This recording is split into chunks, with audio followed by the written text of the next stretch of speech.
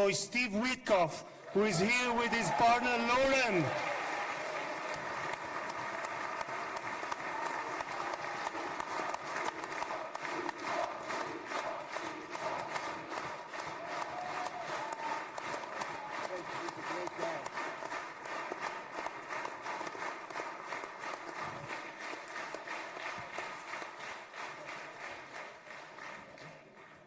And Jared Kushner, who is here with his wife Ivanka.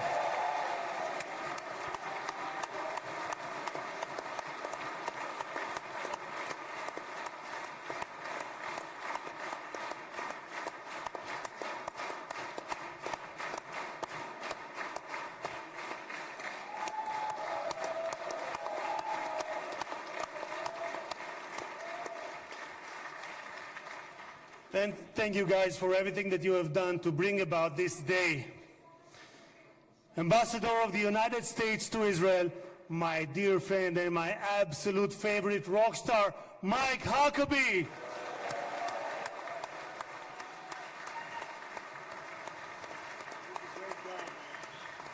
we have Janet? I don't see Janet. No, Janet's not in. Janet's not here. Okay. שגריר ישראל בארצות הברית, יחיאל לייטר.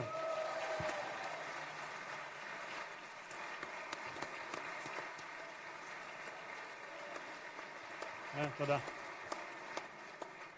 שגרירים וראשי משלחות זרות, ראש עיריית ירושלים, משה ליאון ורעייתו סתווית, סגל א' של המדינה, ראשי גופי הביטחון, אלה שנמצאים איתנו ואלה שבשטח, הרמטכ"ל רב אלוף אייל זמיר, the chief of staff,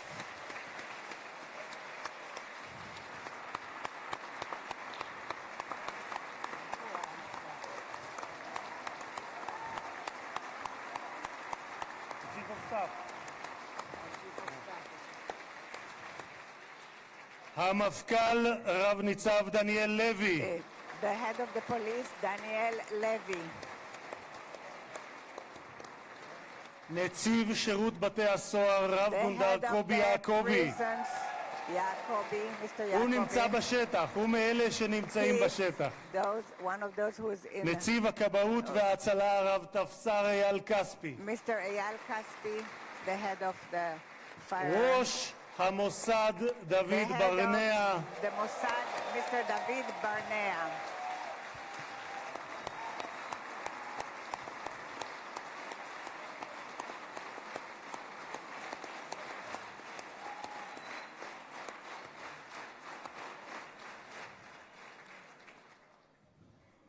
ראש שירות הביטחון הכללי, האלוף במילואים דוד זיני, בהצלחה. General Zini, the head of the General Security.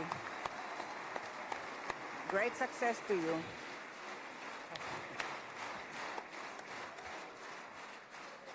ראש מנהלת החטופים גל הירש, Mr. Gal Hirsch, the head of the headquarters for the abductees.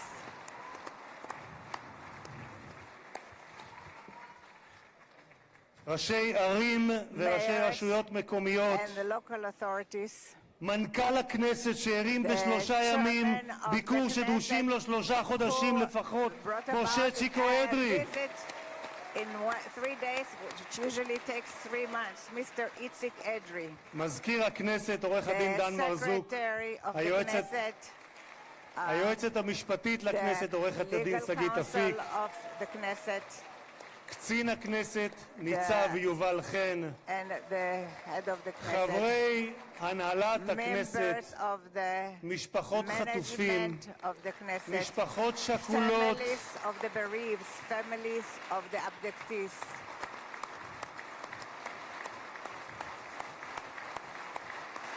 These are the hostage families and the bereaved families also.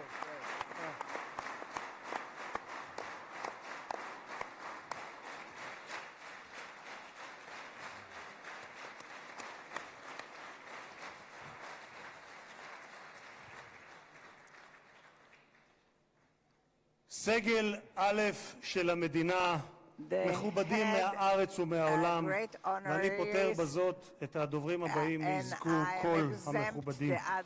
קהל יקר, אזרחי ישראל, יש לי הכבוד המיוחד לברך יחד איתכם את החבר הטוב ביותר שהיה אי פעם למדינת ישראל בבית הלבן. ברוך הבא לישראל, ברוך הבא לירושלים, ברוך הבא לכנסת, הנשיא דונלד ג'יי טראמפ.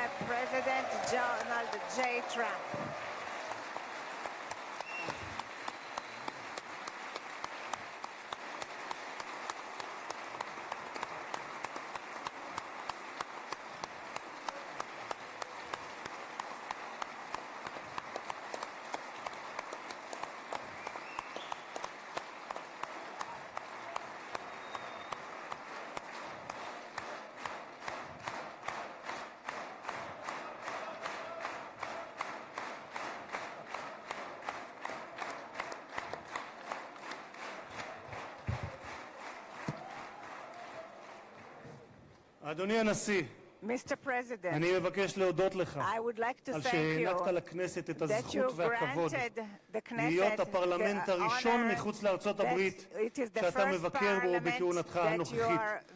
במסורת היהודית נהוג לברך ברגעים ייחודיים שכאלה. ברוך שנתן מכבודו לבשר ודם. תודה לך, הנשיא טראמפ.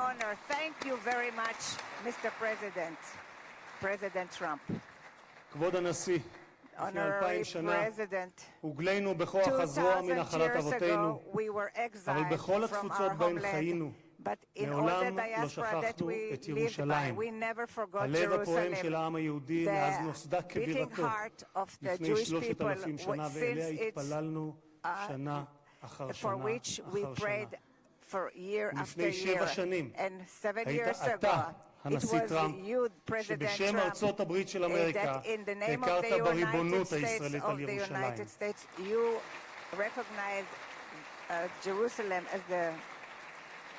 אתה מימשת הבטחה שנשיאים רבים לפניך הבטיחו, אבל רק אתה קיימת. העברת את השגרירות האמריקאית לירושלים השלמה והמאוחדת. תודה לך, הנשיא טראמפ.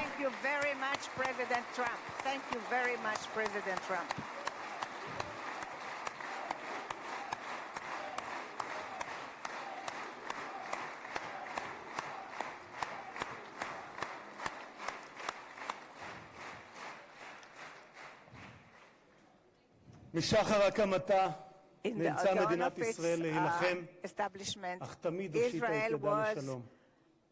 לפני 5 שנים הובלת יחד עם ראש הממשלה נתניהו את הסכמי אברהם. זכיתי, כן, מגיע. זכיתי לכהן בממשלה שחתמה עליהם, ולימים הם היו בעלי משמעות רבה עבורי גם ברמה האישית, משום שלפני 2.5 זכיתי להיות יושב ראש הכנסת הראשון המקבל הזמנה רשמית לבקר בפרלמנט של מדינה ערבית, וזו הייתה המדינה שבה שני הוריי שנמצאים כאן איתנו נולדו וגדלו, מרוקו.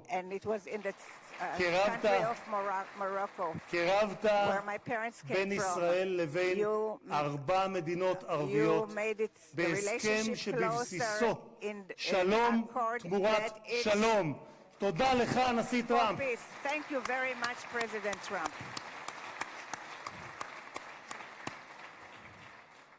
הרבה לפני כהונתך הראשונה, כבר ב-2011, זיהית את הסכנה שבאיראן גרעינית וכתבת, ואני אומר זאת בשפת המקור ברשותכם, Iran's quest of nuclear weapons is a major threat to our nation's national security interests. We can't allow Iran to go nuclear. איום על ארצות הברית משמעו איום על העולם החופשי כולו. את עמדתך העקבית ששמה את אמריקה ראשונה, America first, אך לא לבדה, but not America alone, הבאת עמך לבית הלבן בשתי כהונותיך. לפני 4 חודשים, לאחר שראש הממשלה נתניהו פתח במבצע עם כלבי, הורית על המבצע פטיש חצות, Midnight Hammer, פעולה אמיצה, שלא which הייתה was כמותה a very עד brave שאתה action, הגעת. that there was nothing like it until you arrived at the White House. בכך, אדוני הנשיא, מנעתם שואה גרעינית שאיראן ביקשה להמיט עלינו ועל העולם, מדינה שבפרלמנט שלה נבחרי הציבור זועקים מוות לאמריקה, מוות לישראל. והיום אנו יכולים לומר למשטר האייתולות באיראן, לא יהיה נשק גרעיני. תודה לך, הנשיא טראמפ. Thank you, President Trump.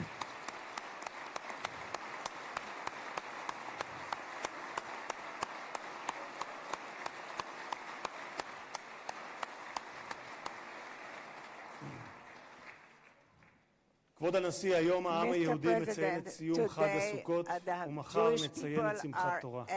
בשמחת תורה לפני שנתיים לא שמחנו. היה זה היום הקשה ביותר שחוותה מדינת ישראל משחר הקמתה והעם היהודי מאז השואה.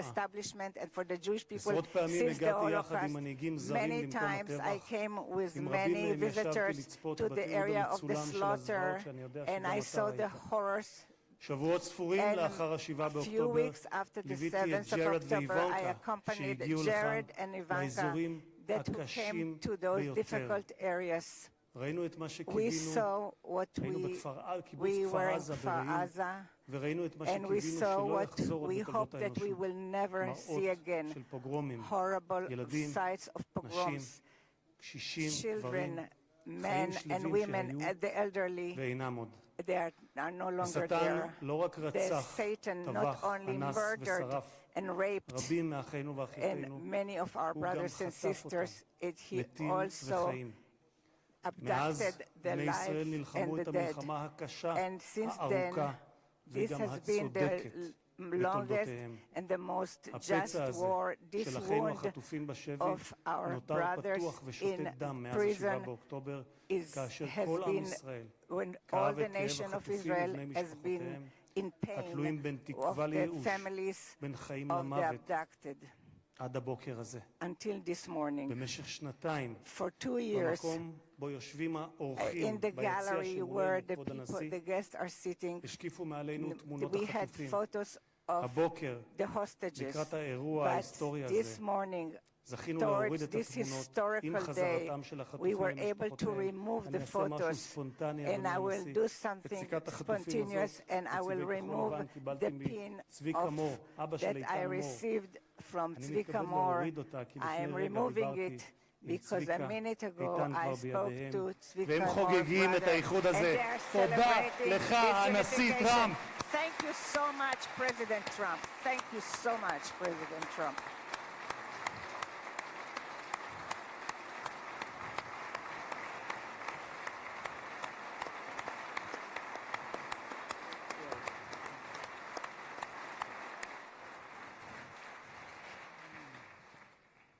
Mr. President, you stand before the people of Israel not as another American president, but as a giant of Jewish history, one for whom we must look back 2.5 millennia into the mists of time to find a parallel, Cyrus the Great.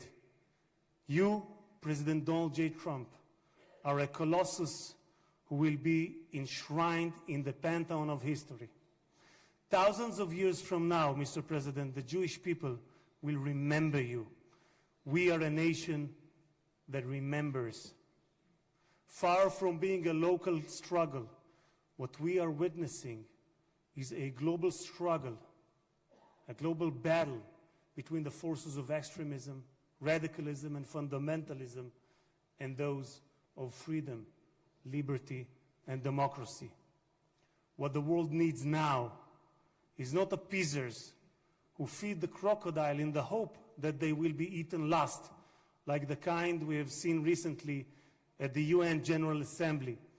And by the way, President Trump, your team has checked the teleprompter. It is working beautifully. What the world needs now are more leaders who are brave, resolute, strong, and bold. The world needs more Trumps.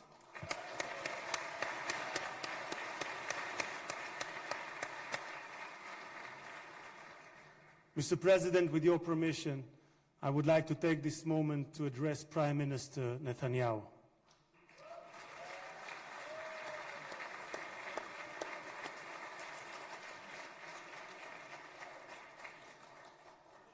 ראש הממשלה, תודה, ראש הממשלה עמדת בכל שנות כהונתך, אבל בפרט בשנתיים האחרונות מול לחצים אדירים. סטיב וויטקוף, שליחו המיוחד של הנשיא טראמפ, שלחם יחד איתך בשוחות על החזרת החטופים, אמר עליך, העבודה הקשה באמת הייתה של ראש הממשלה. הוא זה שהיה צריך לקבל החלטות קשות, עד כמה להיות קשוחים מול חמאס ומתי לגלות גמישות. היו רגעים שחשבתי, כך אומר וויטקוף, שעליכם להתגמש יותר. אבל האמת היא שכעת, במבט לאחור, אני חושב שלא היינו מגיעים לנקודה הזו אם ראש הממשלה נתניהו לא היה פועל כפי שפעל.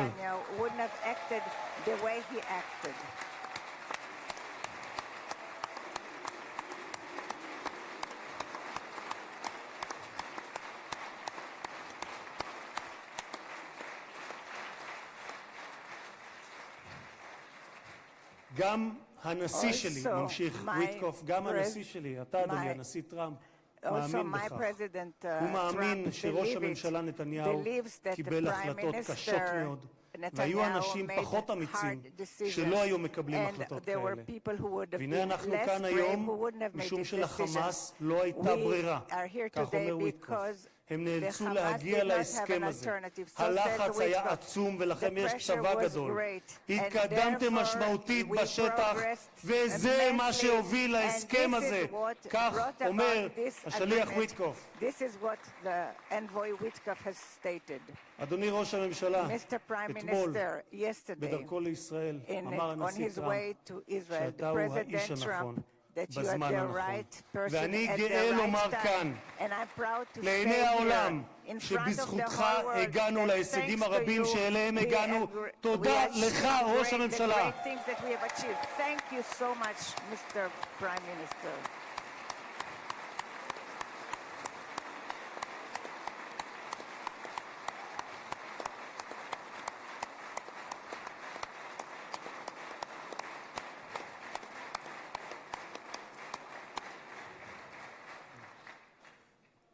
ביום הזה נודה מלב האומה וממעמקי הנפש הלאומית לחיילי צה"ל האמיצים,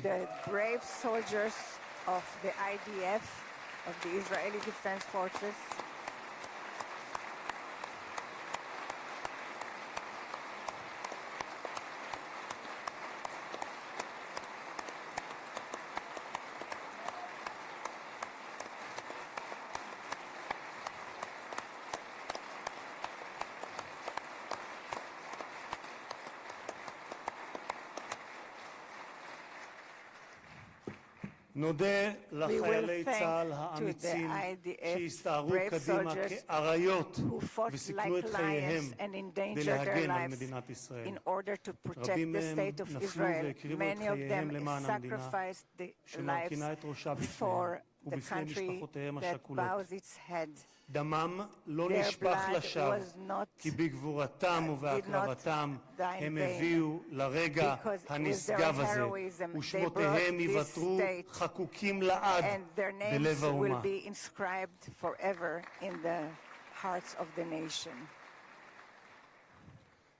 President Trump, you are the president of peace. There was not a single person on this planet who did more than you to advance peace. No one even came close.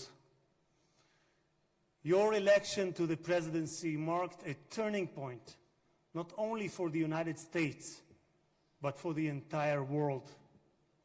Through your strength of character and unwavering resolve, you brought an end to bloody conflicts in no fewer than 8 regions across the globe.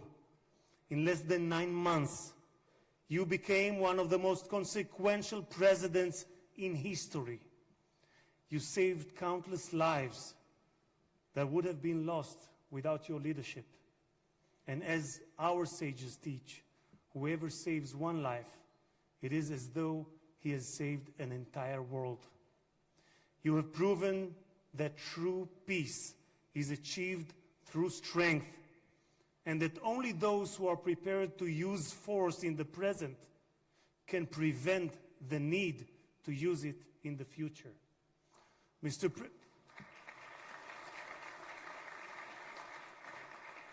President, you, more than any other individual, are deserving of the highest recognition for your efforts in promoting peace. Therefore, I hereby announce that together with our good friend, Speaker of the House, Mike Johnson, we will rally speakers and presidents of parliaments from around the world to submit your candidacy for the Nobel Prize, Peace Prize next year. There is no one more deserving than you, President Trump. No one.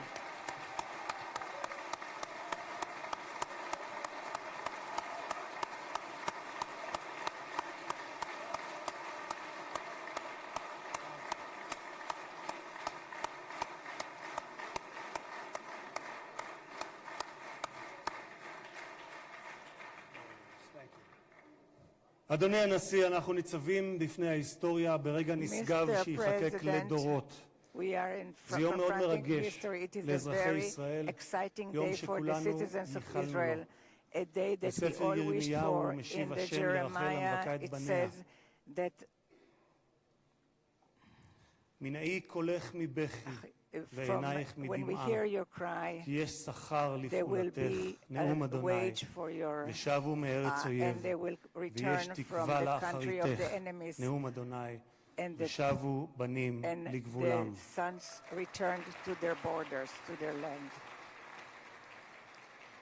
אני מבקש לאחל מכל ליבי החלמה מהירה ושלמה לפצועים ולחטופים השבים.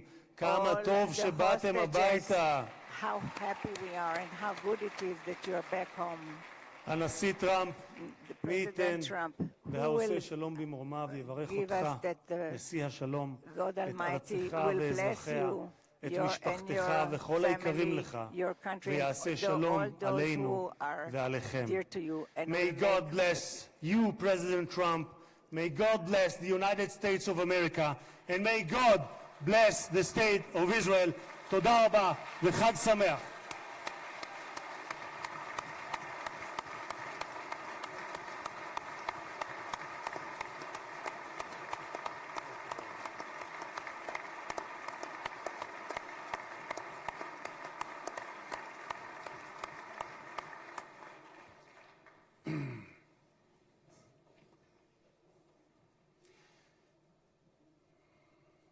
אני מתכבד להזמין כעת את ראש הממשלה, חבר הכנסת בנימין נתניהו, לשאת דברים. Benjamin Netanyahu, the Prime Minister, to say a few words.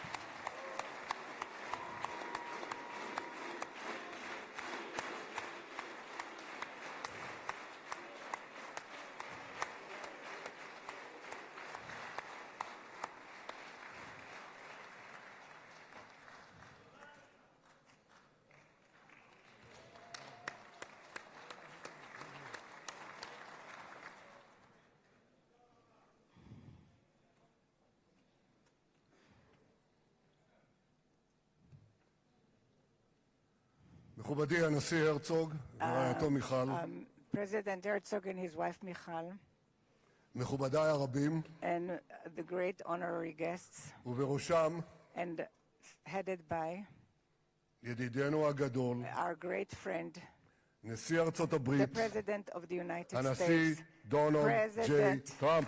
Donald J. Trump.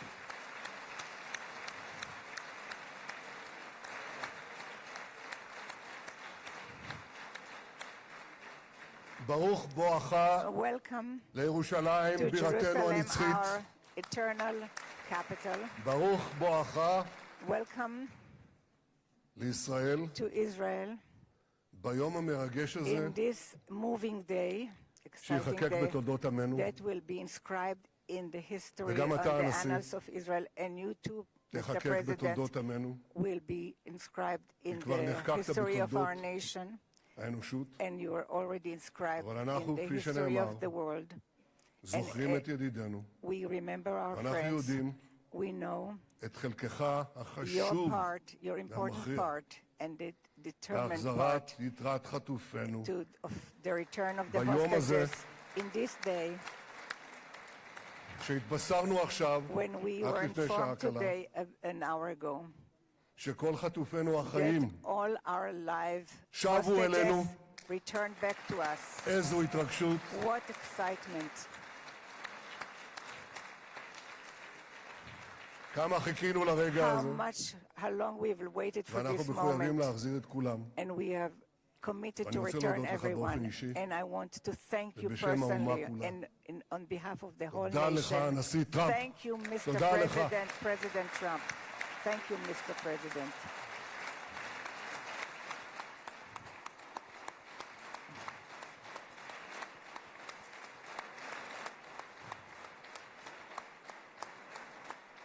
Now, I know that the teleprompters are working well, though I'm not using them. But I'm not sure about the translation. So I'll say words in English. President Trump, the Knesset welcomes you and your distinguished delegation to Jerusalem, our eternal capital. This is your first visit to Israel since you recognize Jerusalem as our capital and moved the embassy here. Thank you, President Trump, for that.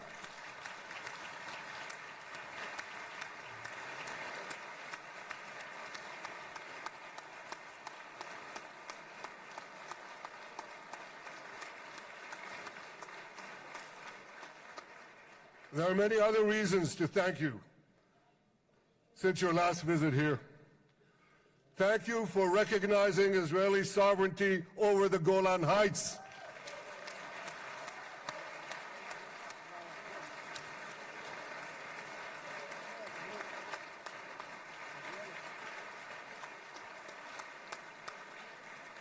Thank you for standing up to the lies against Israel in the United Nations.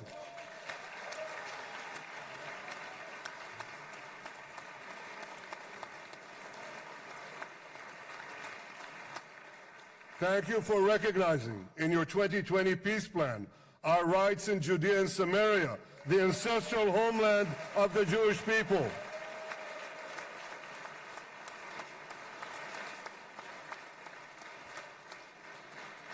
Thank you for brokering the historic Abraham Accords. Abraham, Eskemei Avraham.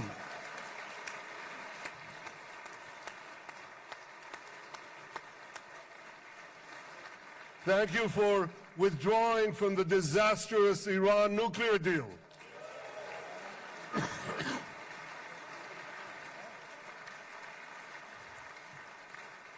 Thank you for supporting Operation Rising Lion and for your bold decision to launch Operation Midnight Hammer. Boy, is that, you got to hear this.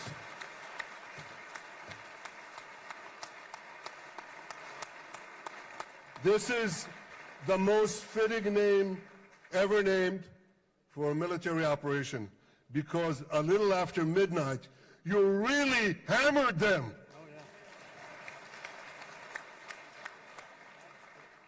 My friends, this is only a partial list, but it's enough to affirm what I've said time and again. Donald Trump is the greatest friend that the state of Israel has ever had in the White House.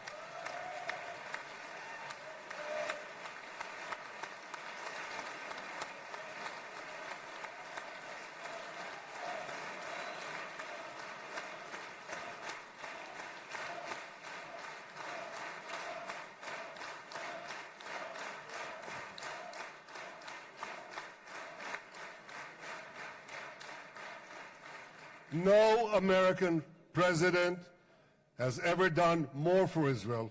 And as I said in Washington, it ain't even close. It's really not a match. Mr. President, today we welcome you here to thank you for your pivotal leadership in putting forward a proposal that got the backing of almost the entire world. A proposal that brings all our hostages home.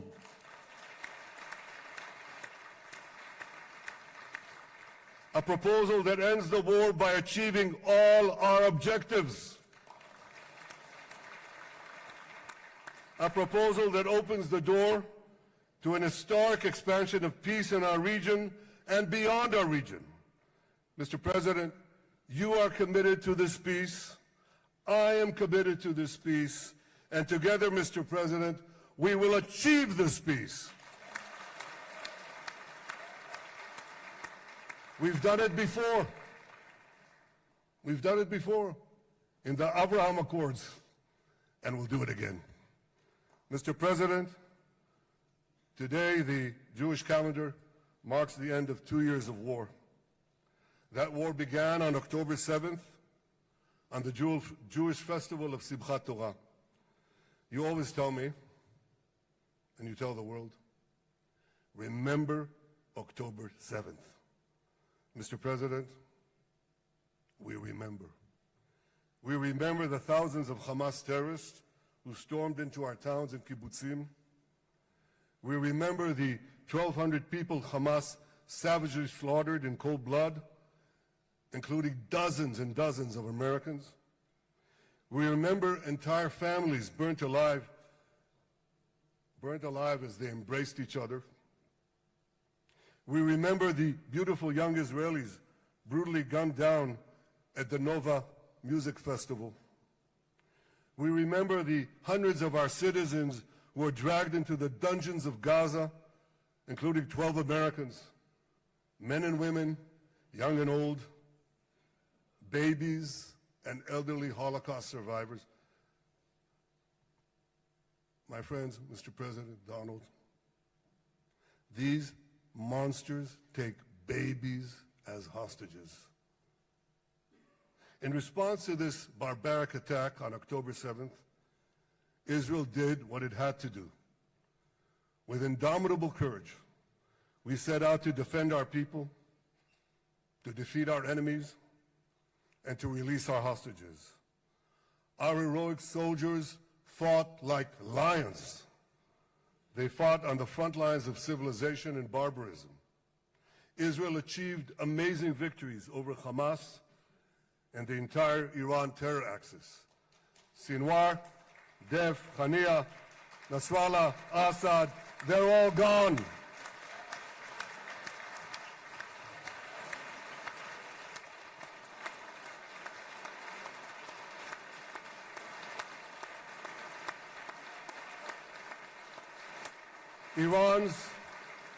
Iran's nuclear weapons and ballistic missile program, with your enormous help, Mr. President, rolled back. Half the Houthi leadership wiped out. But the price of this victory, the price of these victories, has been heavy. Nearly 2,000 of Israel's finest were lost, nearly half in battle. They left behind parents, spouses, siblings, and children. Their love and laughter, their promise and potential were lost forever. To the families of our fallen fighters, many of them are here, I say, I know the depth of your pain. I know the inconsolable grief that will accompany you for the rest of your lives. The state of Israel bows its head in eternal gratitude to our fallen heroes. Because of these heroes, our nation will survive. Because of these heroes, our nations will thrive. And because of these heroes, our nation will have peace. Mr. President, thousands of our brave soldiers were also wounded, suffering terrible blows to body and soul. Brave soldiers like Ari Spitz, Ari is an American. Ari is an American Israeli who was injured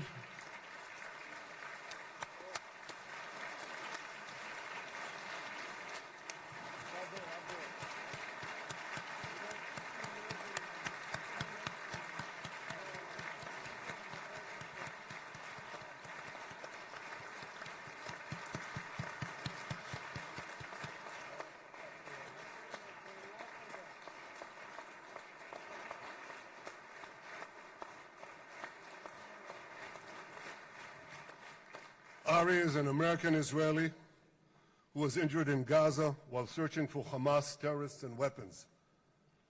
2 of Ari's comrades were killed in this action and 10 were injured. Ari was presumed dead but made a miraculous recovery despite losing 3 limbs. Ari, stand up for a minute alone. Stand up. There you go. There. Ari, you are the spirit of Joshua. You are the spirit of David. You are the spirit of the Maccabees. You are the spirit of Israel. I salute you. We all salute you.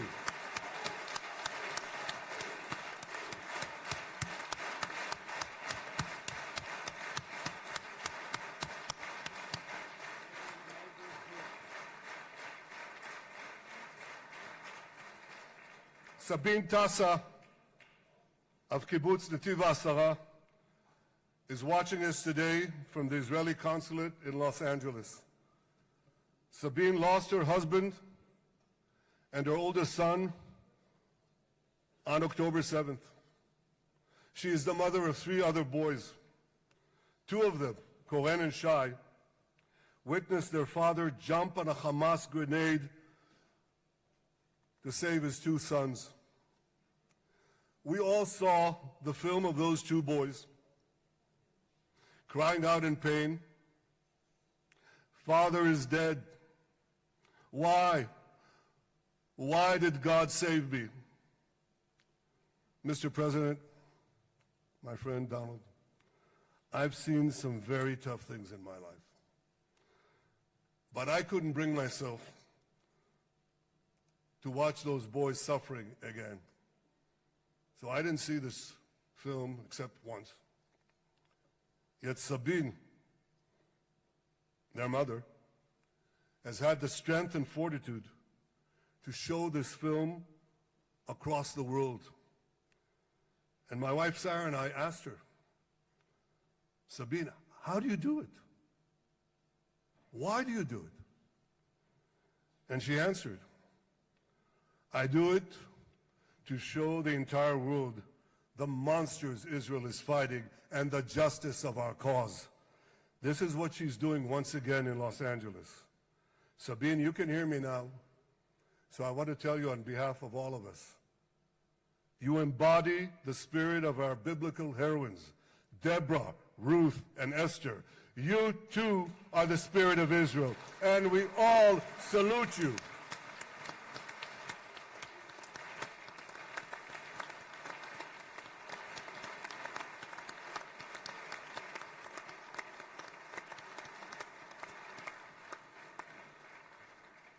Mr. President, you asked me on our many conversations during the 12-day war with Iran, you asked me, how are the people holding up? And I said to you, our people are strong. Israelis are a nation of lions with unlimited resolve to defend our country and secure our future. The people give strength to our soldiers, and the people give strength to me and to my colleagues. The Jewish people have risen from the ashes time and again, but when we formed the State of Israel and the Army of Israel, we pledged never again would be defenseless against our enemies. And that resolute strength not only assures our survival, it assures our future, it assures peace. We have paid a high price for this war. But our enemies now understand just how powerful and just how determined Israel is. They understand that attacking Israel on October 7th was a catastrophic mistake. They understand that Israel is strong and that Israel is here to stay. And this, Mr. President, is the indispensable foundation of peace. Peace through strength.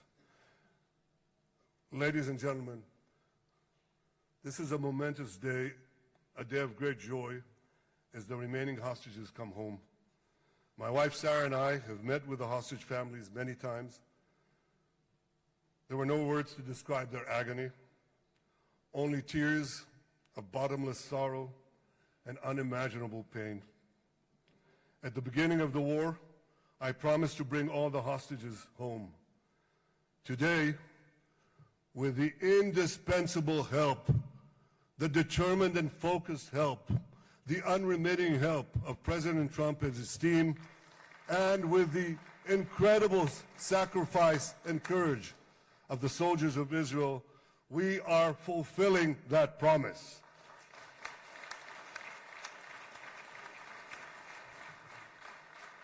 It has been a long journey to get here.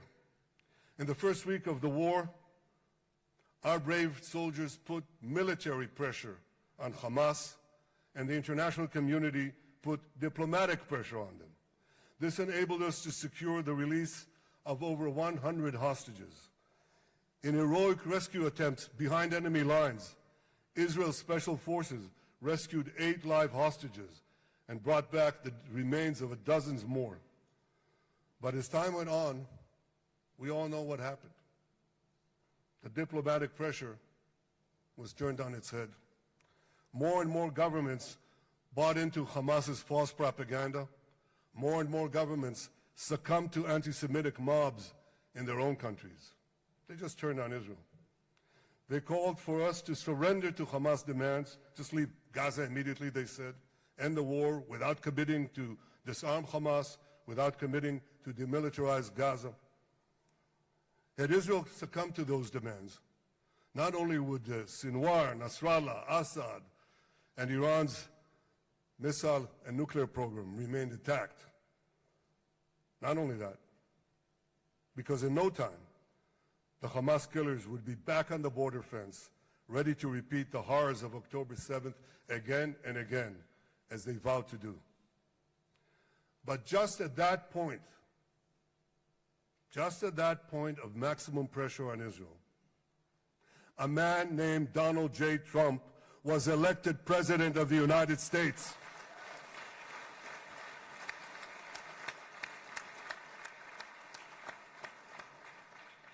And ladies and gentlemen, overnight,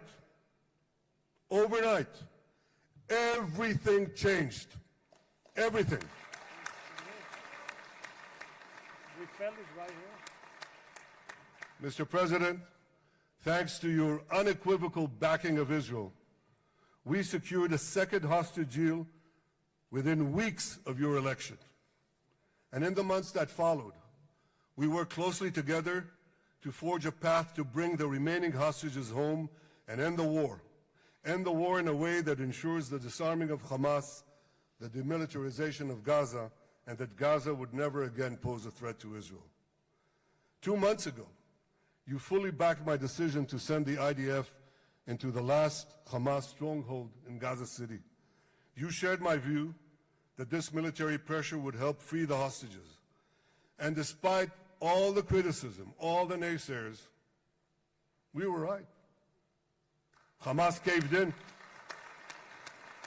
And 2 weeks ago, you succeeded in doing something miraculous. You succeeded in doing something that no one believed was possible. You brought most of the Arab world, you brought most of the world behind your proposal to free the hostages and end the war. I want to thank Steve Witkoff, Jared Kushner, and Ron Dermer for their great contribution to this effort.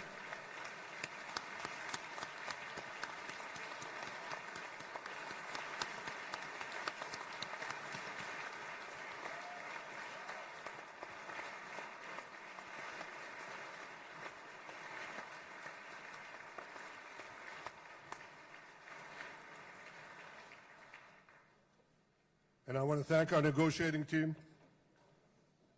I believe that the close cooperation between the two of us, between our two nations, combining Israel's military pressure and President Trump's unmatched global leadership. I have to tell you, I've seen a lot of American presidents. I've seen them all in the time that I've been here, and I've been here quite a lot of time. I've never seen anyone move the world so quickly, so decisively, so resolutely as our friend President Donald J. Trump.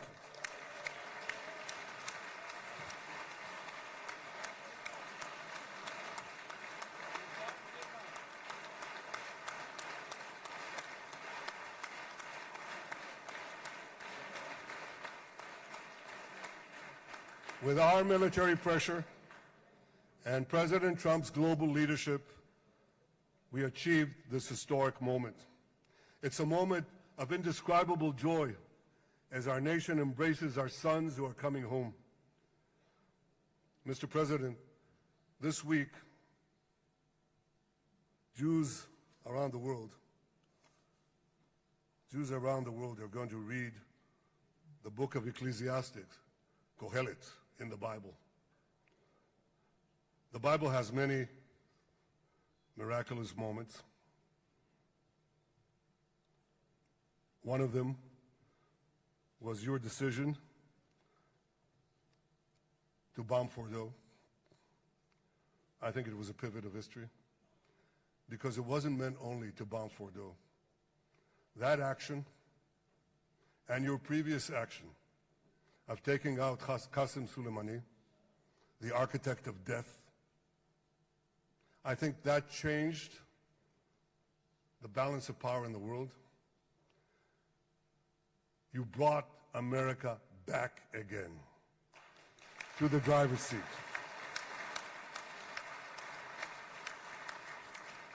Now, I said that we're going to read this week the book of Ecclesiastes. It's not a book of action.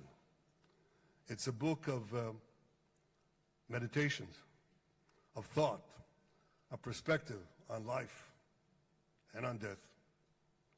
And in this book, we read the immortal words of King Solomon. To everything there is a season, and a time for every matter under heaven. Et milchama ve'et shalom. A time for peace and a time for war. The last 2 years have been a time of war.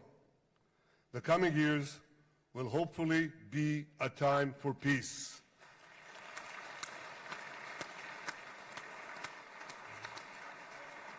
Peace inside Israel and peace outside Israel.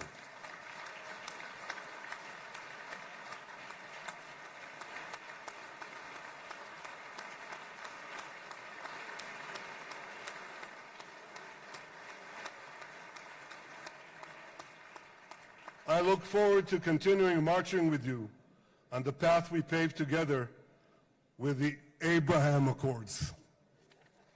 Under your leadership, we can forge new peace treaties with Arab countries in the region and Muslim countries beyond the region. Abraham's children will work together to build a better future, a future that will unite civilization against barbarism, light against darkness, and hope against despair. And my friends, I believe that with President Trump's leadership, this will happen a lot faster than people think.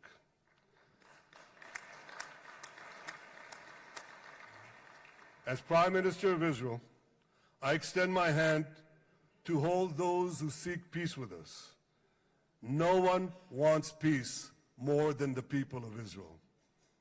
Israel will always remain vigilant in defending itself, and Israel will always remain full of hope. Hope is our national anthem. Hope is our creed. Hope is our strength. It is time, my friends, to realize that hope and expand the circle of peace. Mr. President, thank you for all you have done for us. I have submitted your nomination to be the first non-Israeli recipient of the Israel Prize, Israel's highest award. As to that other prize, just a question of time, you'll get it. But I want you to get the Israel Prize, our highest award, to our greatest friend.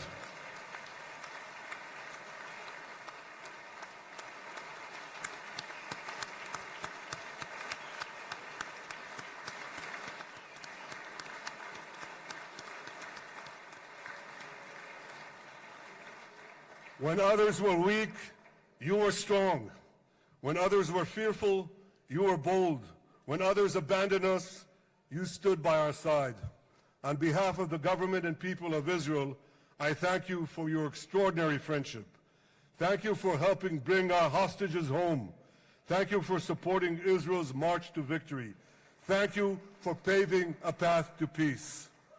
מכובדי נשיא ארצות הברית, ידידי דונלד, ברוך הבא לישראל, ברוך הבא לירושלים, ברוך הבא ביום המרגש הזה, שהחיינו וקיימנו והגיענו לזמן הזה.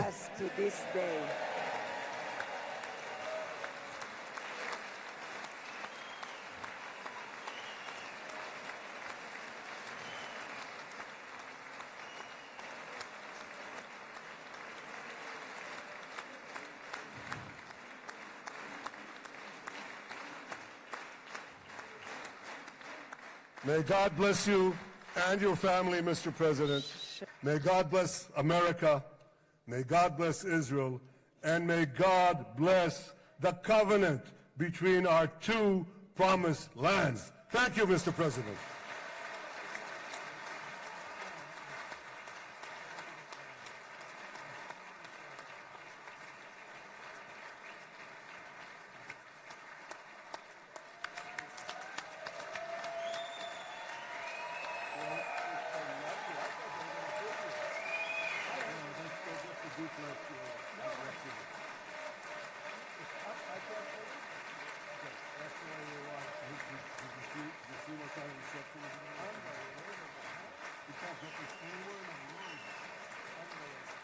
But you'll get it in the morning. Thank you.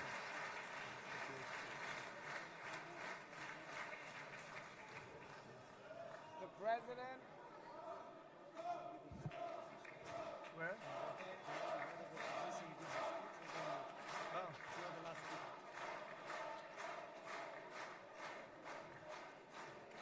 Come on up, opposition. Come on, opposition. Yeah, okay.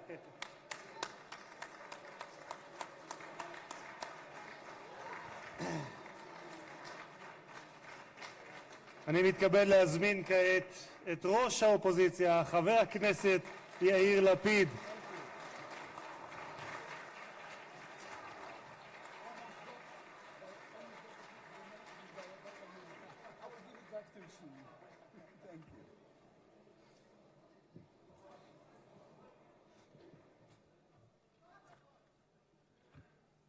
Mr. Speaker, members of Knesset, ministers, President Herzog, Prime Minister Netanyahu, distinguished guests, Your Excellency, President Trump. For 2 years, we waited for this moment.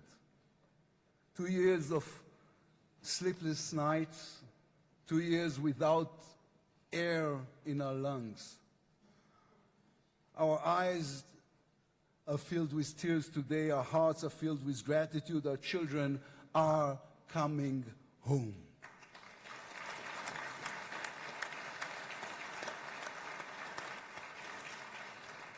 In the Babylonian Talmud, a sacred book of the Jewish people, it is written, whoever destroys one life, it is as though he destroyed an entire world, and whoever saves one life, it is though as he has saved an entire world. Mr. President, you have saved the lives of our hostages.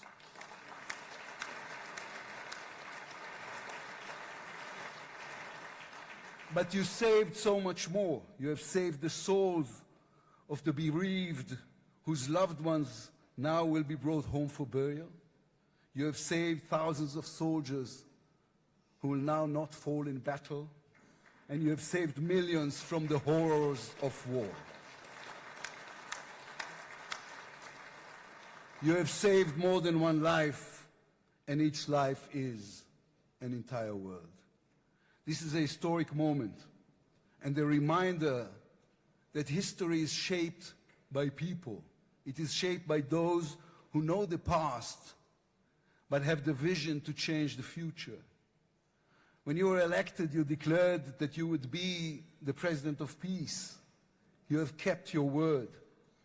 The fact that you were not awarded the Nobel Peace Prize is a grave mistake by the committee. But they will have no choice, Mr. President. They will have to award it to you next year.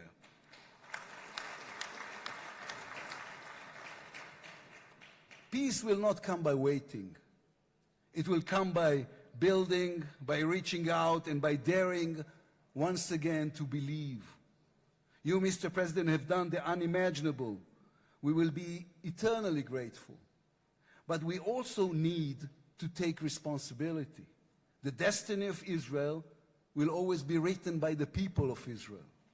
We must now prove ourselves worthy of what has been achieved.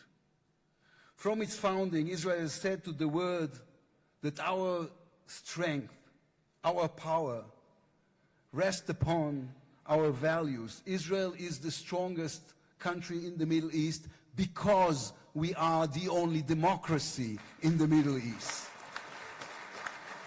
Because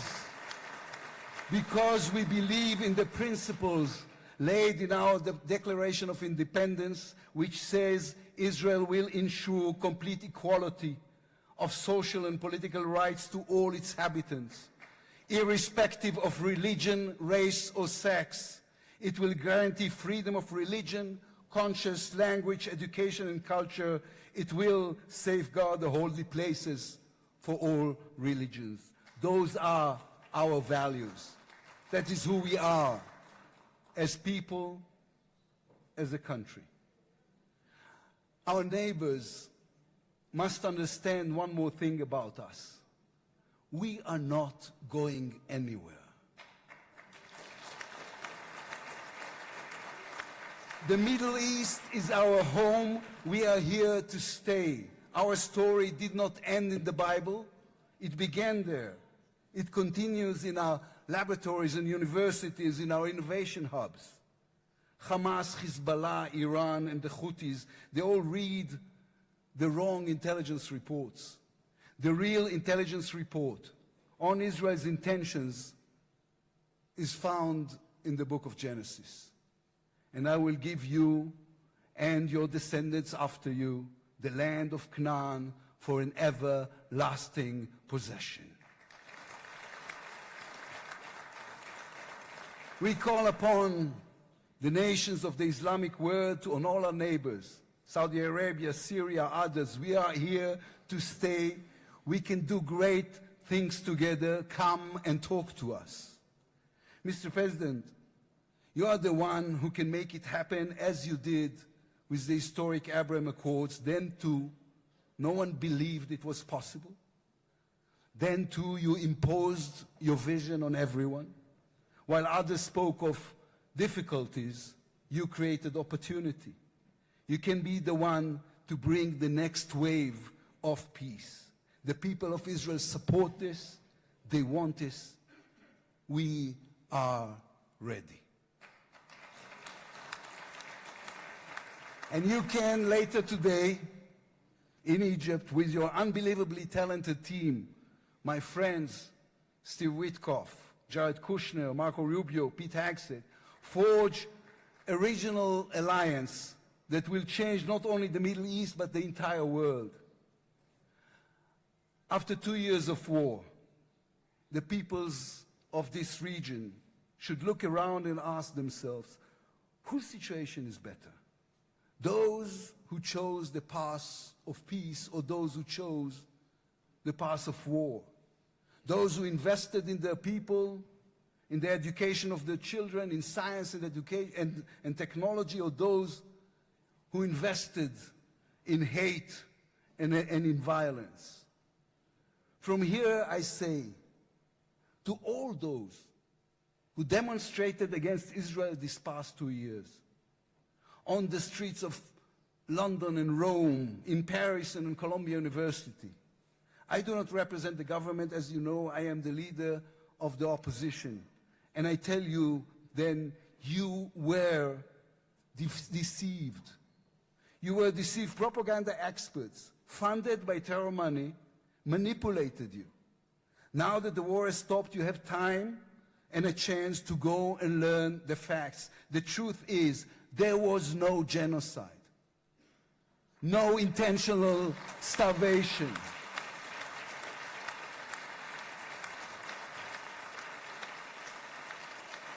The truth is, there was an army and a country fighting in the most complicated conditions imaginable against terrorists who send their own children to die for a follow-up, who use their own children as human shields. The truth is that a democratic state was attacked by a fanatical terrorist organization. 1,200 people were killed in one day, women were raped, babies were burned alive. And all that, on all the while, they played with your minds, selling you the absurd idea that supporting Islamic terror is somehow a liberal value. There is good and evil in this world. When you stand with Hamas, you stand with evil. When you stand with Hezbollah, you stand with evil. When you stand with the Iranian regime, you stand with evil. When you stand with Israel, you stand on the side of justice.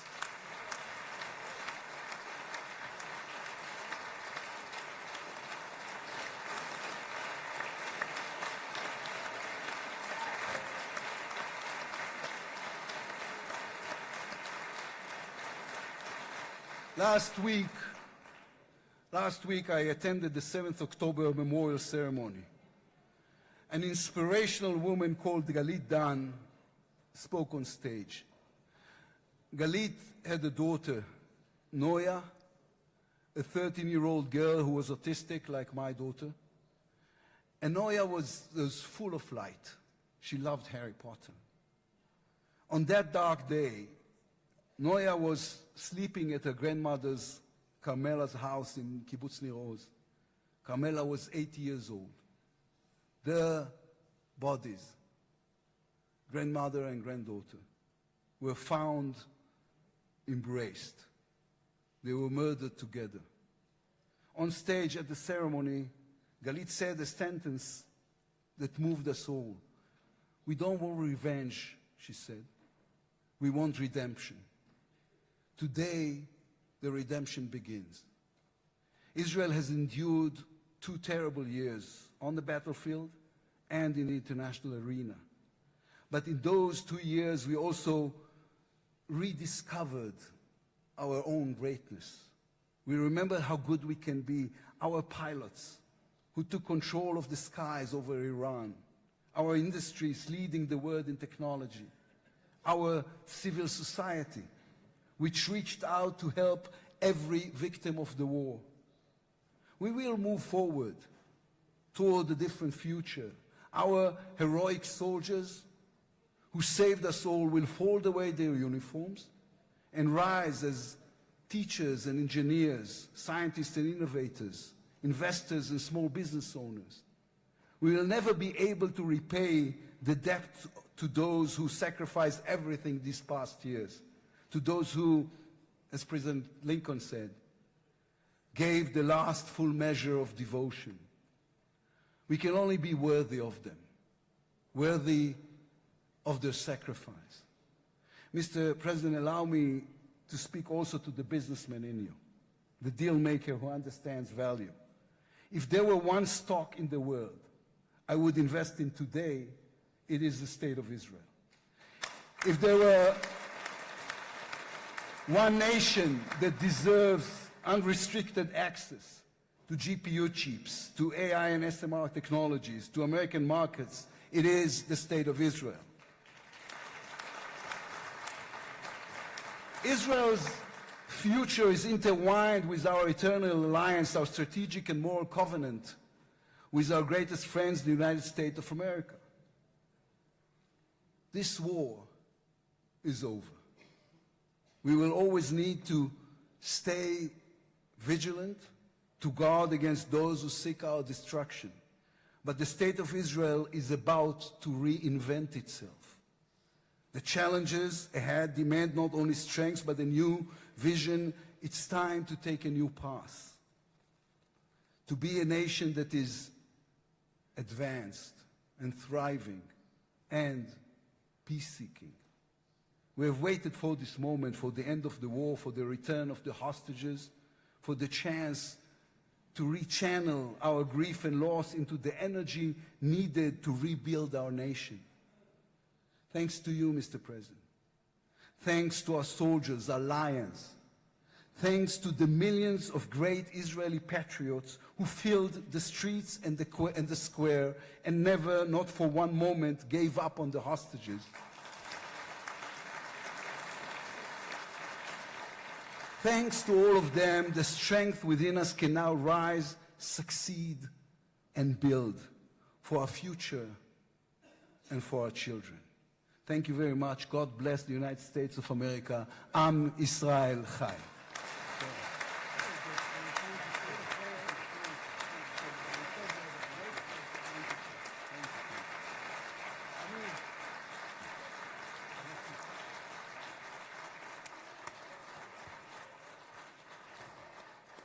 אני מודה לראש האופוזיציה. I would like to thank the head of the opposition. Members of the Knesset. It is now my distinct honor to invite the President of the United States of America, His Excellency Donald J. Trump, to address the Knesset.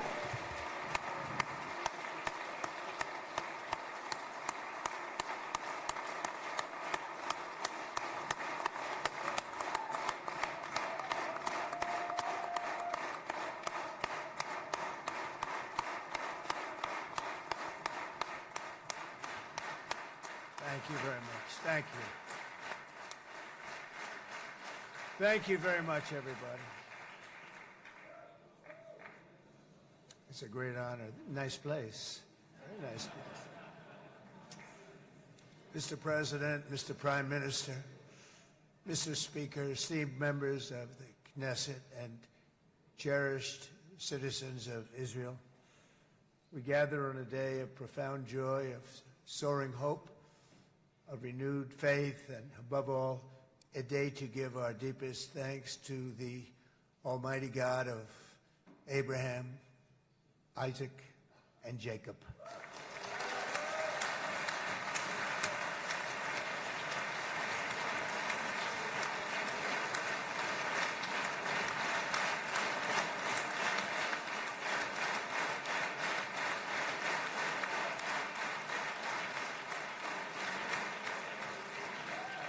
After 2 harrowing years in darkness and captivity, 20 courageous hostages are returning to the glorious embrace of their families, and it is glorious. 28 more precious loved ones are coming home at last to rest in this sacred soil for all of time. And after so many years of unceasing war and endless danger, today the skies are calm, the guns are silent, the sirens are still, and the sun rises on a holy land that is finally at peace, a land and a region that will live, God willing, in peace for all eternity.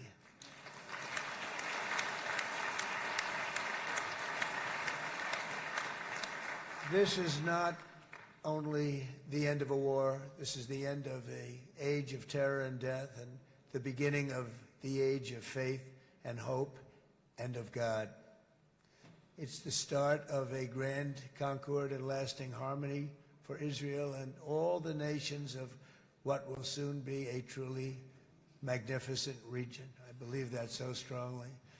This is the historic dawn of a new Middle East, I want to express my gratitude to a man of exceptional courage and patriotism, whose partnership did so much to make this momentous day possible. You know who I'm talking about. There's only one, Prime Minister Benjamin Netanyahu. Bibi, please stand up.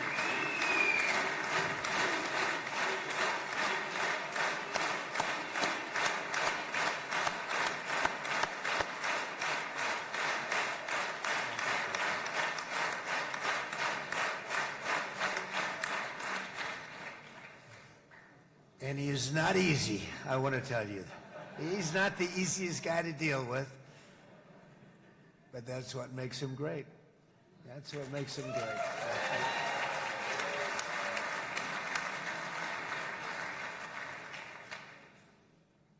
Thank you very much, baby. Great job.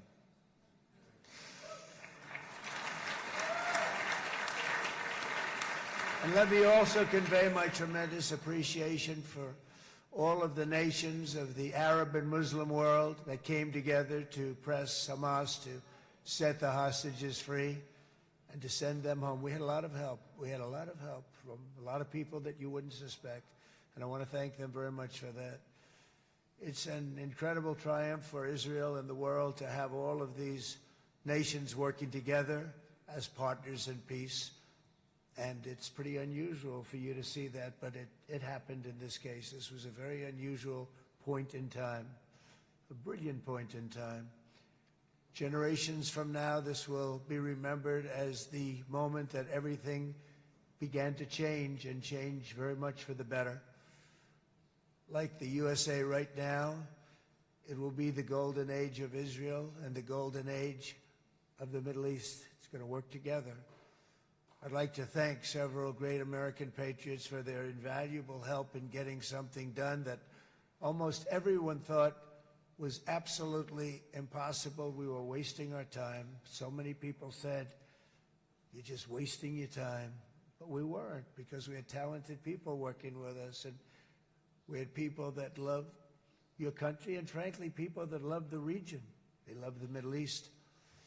I want to thank my friend Steve Witkoff.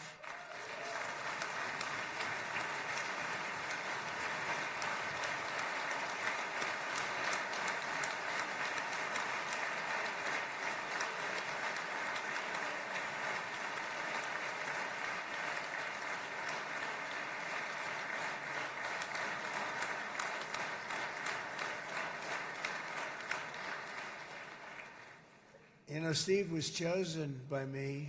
He never did this before, but I knew him as a few things. He was a great businessman, but I know a lot of great businessmen, to be honest with you. He had tremendous negotiating skills, but I know a lot of people that negotiate pretty well, although it is an art. But there are people that can negotiate pretty well. But most importantly with Steve, he's just a great guy. Everybody loved him. Everybody. I mean, I know some negotiators that are so good, but you wouldn't have had peace in the Middle East. It would be in World War III right now with some of these guys. Everybody loves Steve, and they respect him, and they somehow can relate to him. I've known him for many years, and I've seen it over and over again. להוציא את חבר הכנסת עודה, להוציא אותו מהאולם, להוציא אותו מיד, החוצה, החוצה.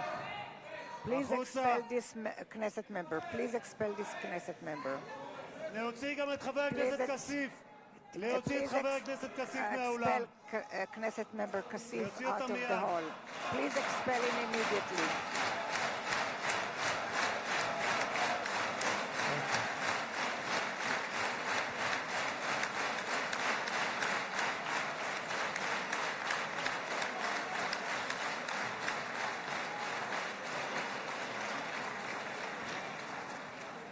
Sorry for that, Mr. President.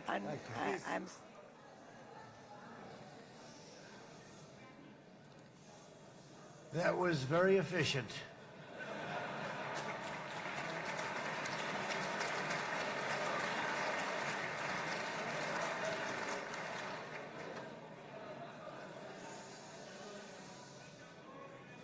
So back to Steve. He's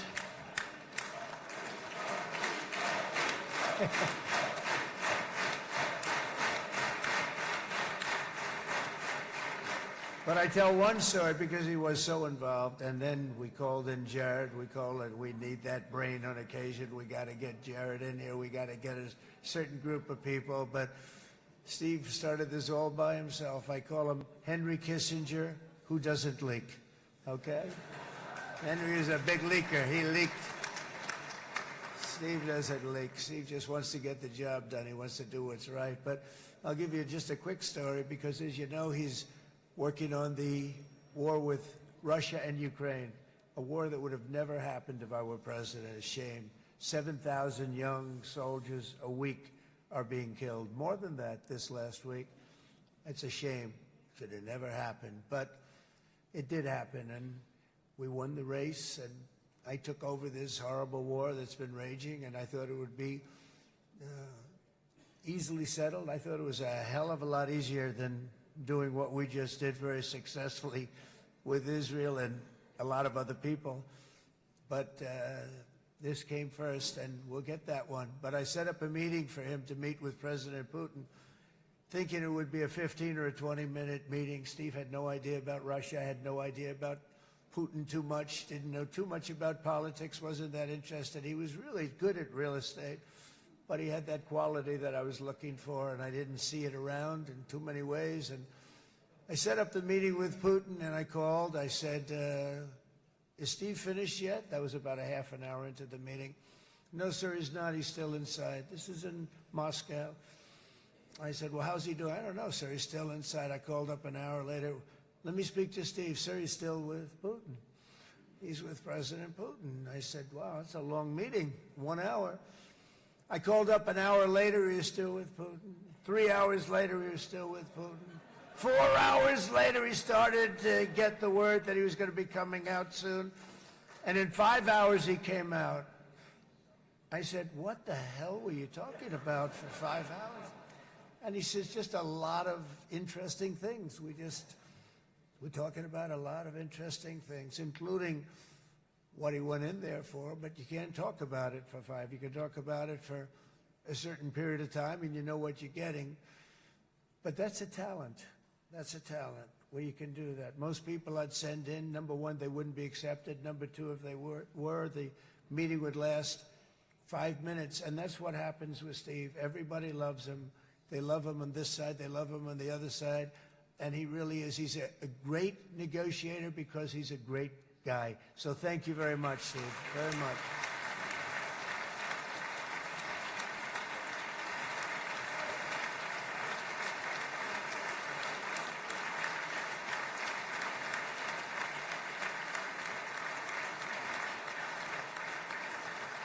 And let me also give a very special thanks to someone who truly loves Israel. In fact, loves it so much that my daughter converted. My daughter converted. I didn't know this was going to happen. And Ivanka's here.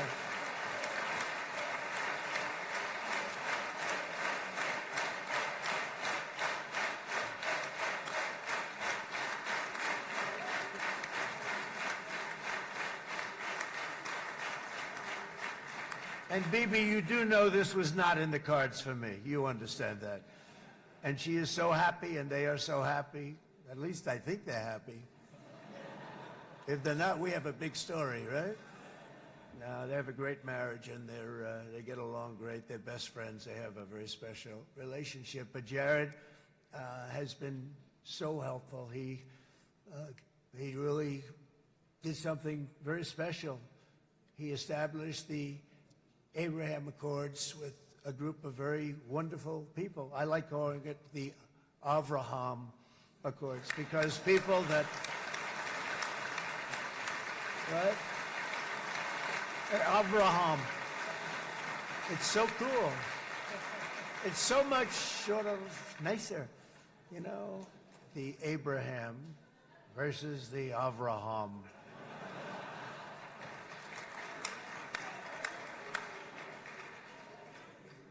I just don't want to sound too sanctimonious when I do it, so, you know, I sort of split it up. This way we keep everybody happy. But we have some very great talent, and they have no excuses for anything that's taken place, because we had some unbelievably good people working on this. And then you're going to add a man named Marco Rubio, who is also here. That's right.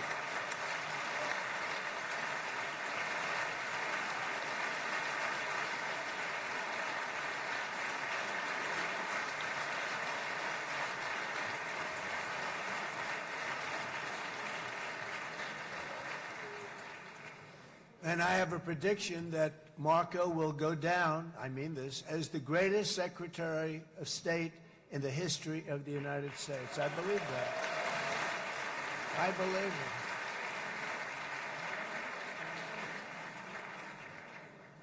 it. And he and I, you know, we really fought it out. You remember, he was tough. He was nasty. Who the hell thought this was going to happen, Marco, right? And now I'm saying he's going to go down as the greatest. He will. He was always smart and sharp, and people respect him. And then we have somebody who's young, but an unbelievable leader. I saw it a long time ago, and he's turned out to be even better than we thought. Right, Susie? I think even better. And that's Pete Hegseth, who is our Secretary of War, formerly Secretary of Defense.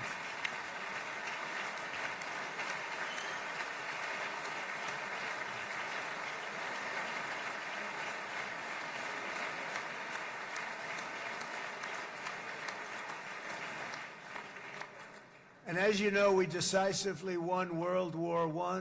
We decisively won World War II decisively. And everything in between and everything before it, we won everything. And then they had the brilliant idea of changing the name from war, you know, it was war, to defense. And with that went a certain thinking. And we fought in a very politically correct way after that. We always had the strongest military, and now we have a stronger military than we've ever had before. Because of my first term, I've totally rebuilt the military, every aspect of it. But we have, if you think, we settled 8 wars in 8 months. I'm now including this one, by the way, if that's okay. They may say, well, that was quick. Because yesterday I was saying 7, but now I can say 8. The hostages are back. The hostages are back.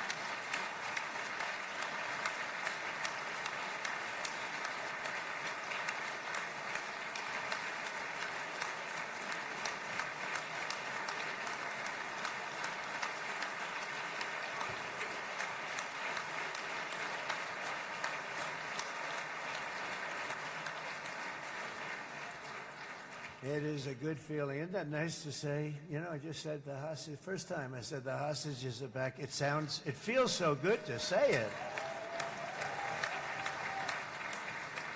But when you settle 8 wars in 8 months, that means you don't like war. Everyone thought I was going to be brutal. In fact, I remember Hillary Clinton during a debate, she said, look at him, he's going to go to war with everybody.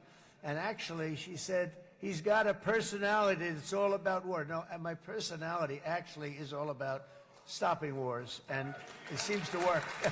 Seems to work. But it also means this name change and our attitude that we're not going to go into a war, but if we do, we're going to win that war like nobody has ever won a war before. We will not be politically correct. But we're not going to be there. And I think, you know, as you mentioned, Bibi, before, peace through strength. And that's what it's all about.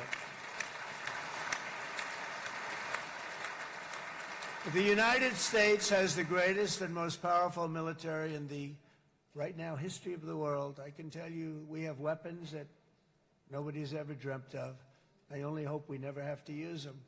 I rebuilt the military. I was proud to do it. But some of the things I hated to do, I hated certain of the weapons because the level of power is so enormous, it's so dangerous, so bad. But we have to do what we have to do. We make the best weapons in the world, and we've got a lot of them. And we've given a lot to Israel, frankly. And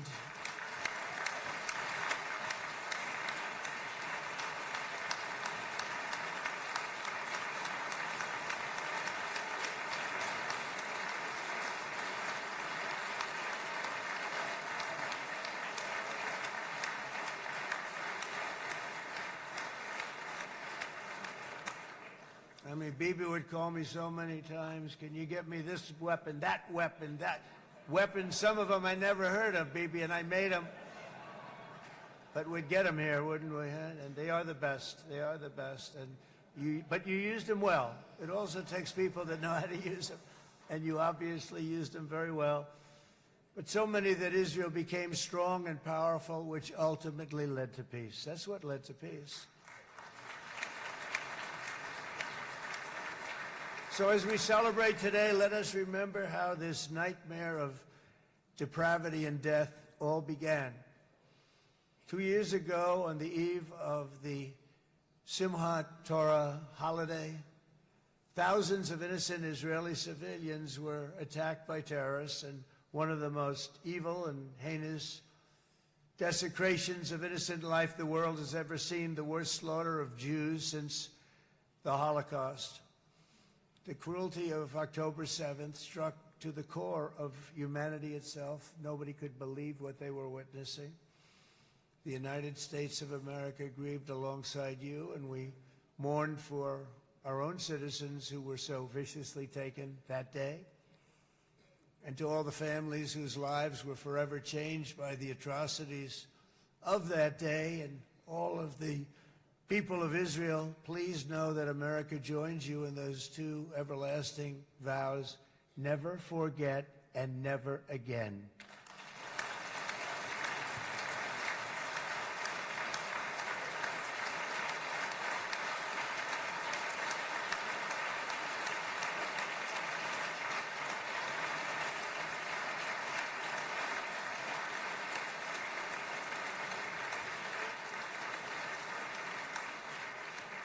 From October 7th until this week, Israel has been a nation at war, enduring burdens that only a proud and faithful people could withstand.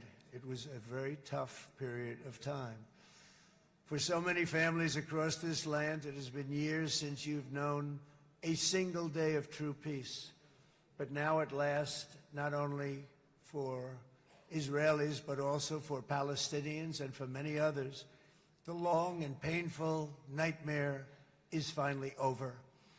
And as the dust settles, the smoke fades, the debris is removed, and the ashes cleaned from the air, the day that breaks on a region transformed, and a beautiful and much brighter future appears suddenly within your reach. This is now a very exciting time for Israel and for the entire Middle East, because all across the Middle East, the forces of chaos, terror, and ruin that have plagued the region for decades now stand weakened, isolated, and totally defeated. A new coalition of proud and responsible nations is emerging, and because of us, the enemies of all civilization are in retreat. Thanks to the bravery and incredible skill of the Israeli Defense Forces and Operation Rising Lion,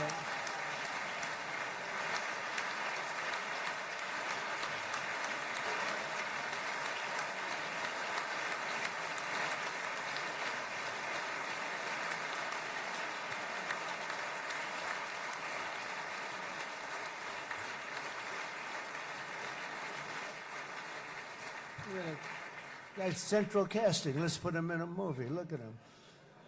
Great job. And my people loved working with you. Loved it. They worked so well together. But many of Iran's top terrorists, including nuclear scientists and commanders, have been extinguished from this earth. And with Operation Midnight Hammer, boy, that's a great name for that, what we did last June. The United States military flew 7 of those beautiful B-2 bombers. They look so beautiful all of a sudden. They were always, I thought they were pretty planes. I had no idea they could do what they did. In fact, we just ordered 28 more of them. A little updated version. We ordered a whole pile of them. And almost 100 other planes went with them, including fighter jets. We had 52 tankers, big, beautiful, brand new tankers that were loading them up 4 or 5 times. They traveled 37 hours back and forth. Think of that. But we had tankers all over the sky for all the other planes. We had the F-22s, the F-35s, F-16s. We had a hell of a lot of planes.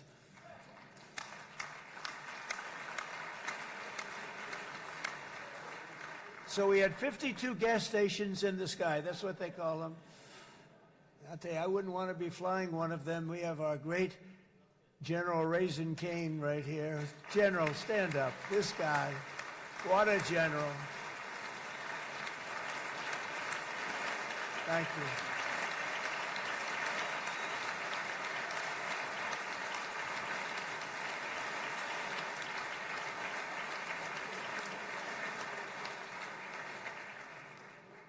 I asked General Cain, I said, you know, we're having problems with ISIS, and I was in Washington, and I asked, how long would it take to defeat ISIS? And my Washington generals told me, 3, 4, maybe 5 years, sir. I said, I don't get it. We got the best equipment in the world. Why?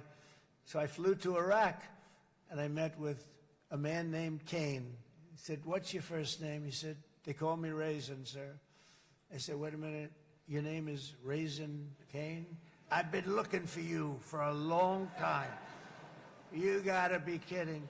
So they told me 3, 4, 5 years to defeat ISIS. And I sit down with him and I say, why is it? I flew there in the dark of night. I landed, I'll never forget it. It's quite a trip. I'm glad I made it because I met him. I said, could I ask you, General? I come down. He's standing with another general and a sergeant. Everybody was like central casting. They could go into a movie right now. Between him and you guys over here, we could get rich making movies, okay? And they got along so great. That's the beautiful thing, that your military and our military, Bibi, got along so great. But I was told by the television generals in Washington, we have the best equipment in the world. Why is it taking so long? And they said, 4 years. I said, so let me ask you, Raisin, how long would it take you to defeat ISIS? Sir, we can do it in 3 weeks, but you'll probably have some time left over. I said, you got to be kidding. What the hell are you talking about? They said 4 years. I said, well, sir, look, it's not my place to say, but you're asking me the question. What you have to do is you hit him from the west, you hit him from the north, you hit him from the south, you hit him above, you hit him below. I said, so why didn't they do it? And he didn't want to speak badly of his superiors, which is hard to believe they were his superiors. It should have been the other way around a long time ago, because he's the one that did Operation Hammer. It was flawless. It was flawless. It was absolutely flawless.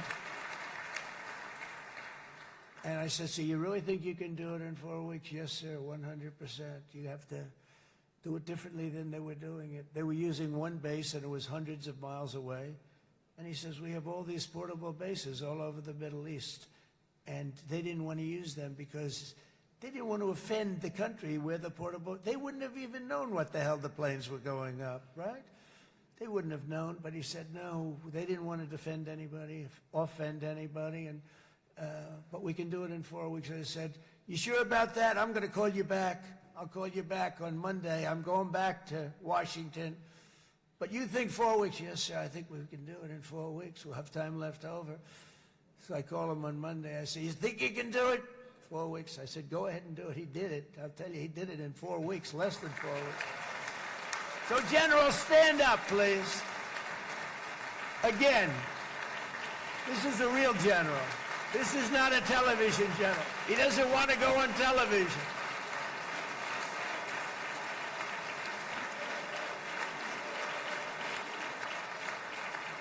He doesn't want to go on television. That's what the other guys love being on television. So we dropped 14 bombs on Iran's key nuclear facilities, totally, as I said originally, obliterating them. And that's been confirmed, and everybody understands it. Together we stopped the #1 state sponsor of terror from obtaining the world's most dangerous weapons. And if you think about it, if we didn't do that, and assuming we made the same deal that we have today, there'd be a dark cloud over this deal.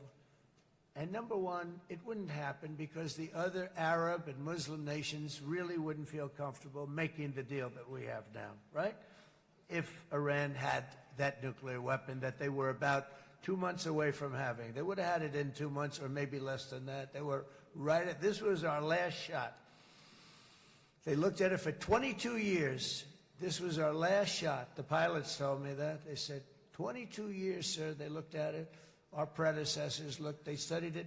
3 times a year would do drills on that exact attack. And boy, did they get it right. But let's assume they didn't, and let's assume there was large-scale nuclear weapons in the hands of Iran.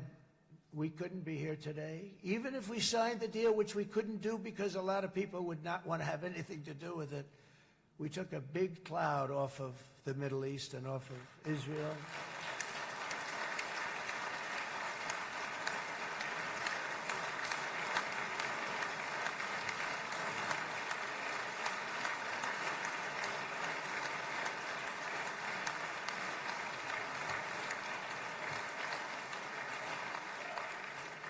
And it was my honor to help. But isn't it true, though, that can you imagine the same, let's assume, Bibi, the same documents, we had everything the same, but you had somebody out there that was, in the opinion of everybody, all-powerful in the Middle East. They took a big hit, didn't they? Didn't they take a big hit? Boy, oh boy. They got it from one side, from the other. And you know, it would be great if we could make a peace deal with them. And I think that's big. Would you be happy with that? Wouldn't it be nice, I think? Because I think they want to. I think they're tired. Somebody said, sir, they're starting their nuclear program again. I said, let me tell you something. They're not starting anything. They want to survive. The last thing they want to do is start digging holes again in mountains that just got blown up and start. They're not doing this. They want to survive, okay? But I think we have a chance. Steve, you, and I think Jared, come on, I'll call you back for another one. We always bring Jared when we want to get that deal closed. We bring Jared, but Steve, you and Jared and the General and Pete and Marco, you'll get that deal done easy. I think that'll be easy. But first we have to get Russia done. We got to get that one done. If you don't mind, Steve, let's focus on Russia first, all right? We'll get it done. In Lebanon, the dagger of Hezbollah, long aimed at Israel's throat, has been totally shattered. My administration is actively supporting the new president of Lebanon in his mission to permanently disarm Hezbollah's terror brigades. He's doing very well.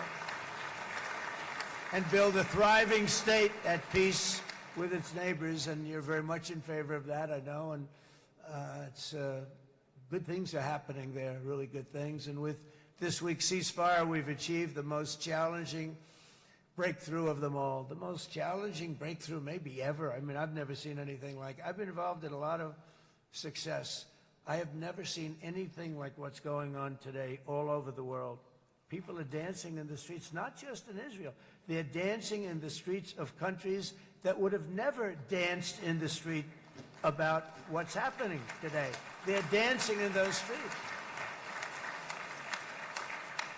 So this long and difficult war has now ended. You know, some people say 3,000 years, some people say 500 years, whatever it is. It's the granddaddy of them all. And in an unprecedented achievement, virtually the entire region has endorsed the plan that Gaza will be immediately demilitarized, that Hamas will be disarmed, and Israel's security will no longer be threatened in any way, shape, or form.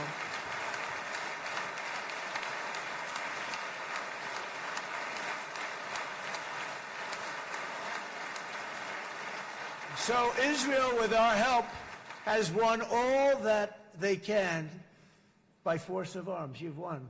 I mean, you've won. Now it's time to translate these victories against terrorists on the battlefield into the ultimate prize of peace and prosperity for the entire Middle East. It's about time you were able to enjoy the fruits of your labor. Mr. Opposition Leader. I said he's a very nice opposition leader. I think, no, he's a nice man. Bibi, he's a nice man. Good. He knows what he's doing, right? No, a very nice guy. Well, see, now you can be a little bit nicer, Bibi, because you're not at war anymore, Bibi.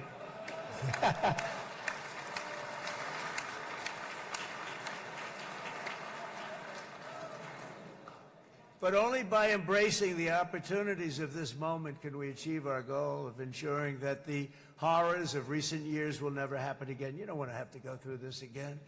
8 years ago, I came to this region on a very special first trip abroad as the President of the United States. I came here very early at your request.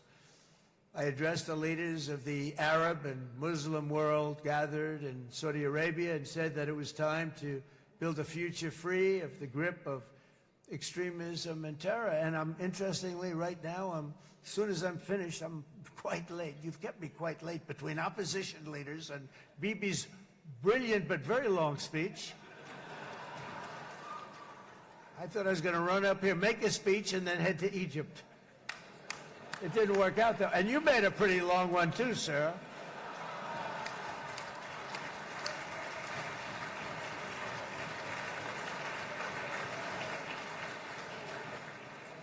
But I liked what you all said. It could be worse. Supposing on top of it, I didn't like what you said. That would be no good, Ron, would it? Ron, you did a great job, by the way, Ron.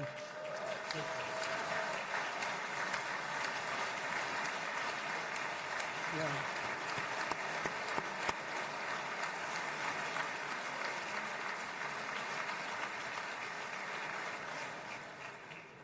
So I'm going to be meeting, actually, in a little while, I'm going to be meeting with the most powerful, the richest nations, really, in the world, although now, with the tariffs, the United States is by far the richest nation in the world, as you probably have been reading. But the richest nations, most powerful nations, you know, tremendous, headed by some tremendous people in many cases. Some cases I wouldn't say necessarily I would endorse, but I will tell you, some incredible people that really helped us make this all possible. So I'll be going there. I'll be quite late. They might not be there by the time I get there, but we're going to give it a shot.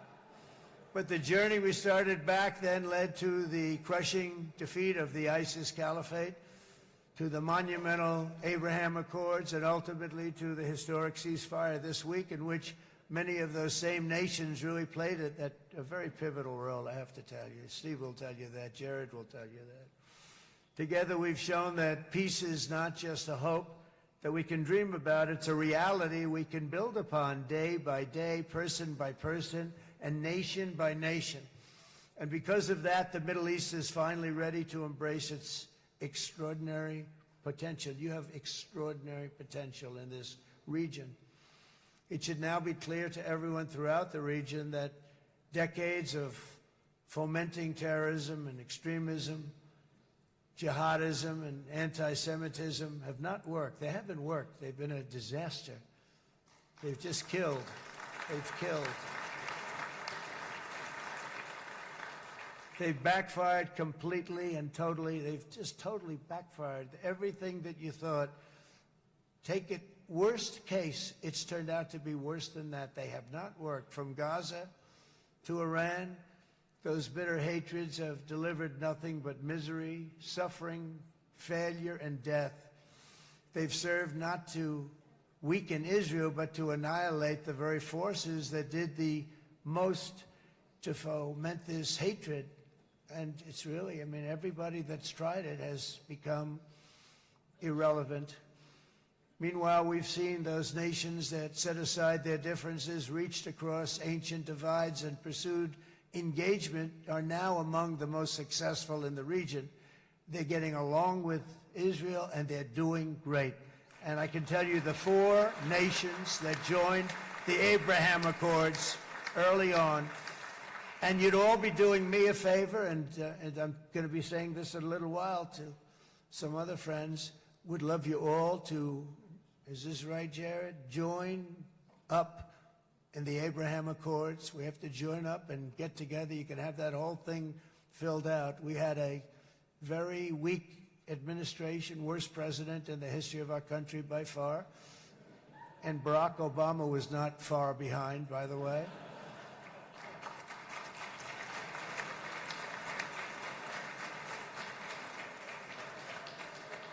And they did nothing with this incredible document, the Abraham Accords, but now you can fill them up. Now you have peace, you have people that really like Israel. I'll tell you what, and they like Israel a lot more today than they did even 5 weeks ago. You've made a lot of, you've come back.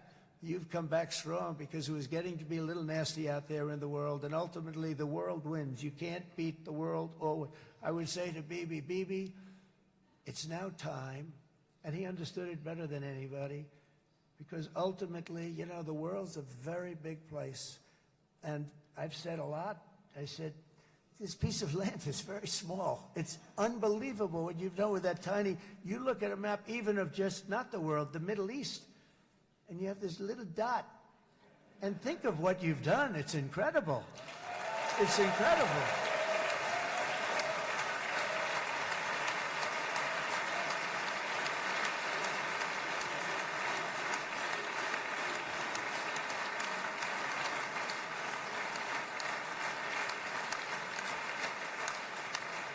But the world is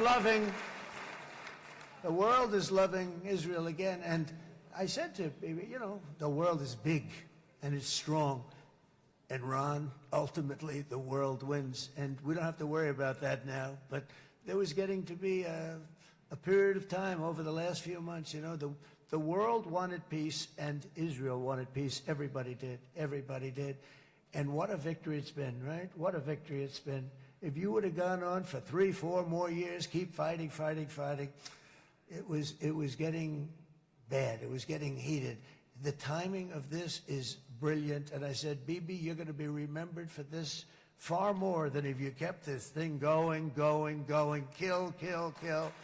It would be it would not be the same. And I just want to congratulate you for having the courage to say, that's it, we've won. And now let's enjoy our lives and let's rebuild Israel and make it stronger and bigger and better than it's ever been before. We're going to do that. Took a lot of guts.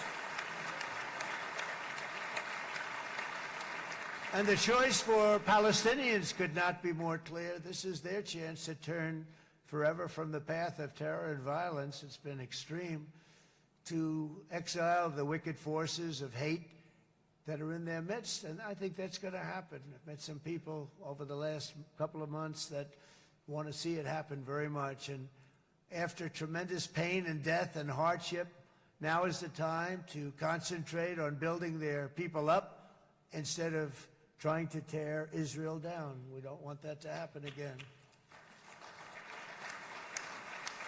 And the total focus of Gazans must be on restoring the fundamentals of stability, safety, dignity, and economic development so they can finally have the better life that their children really do deserve after all these decades of horror.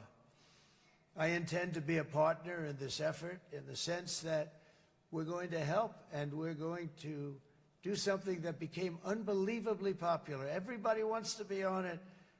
It's called the Board of Peace, okay? How about that? Is that a beautiful name? Like a board of peace.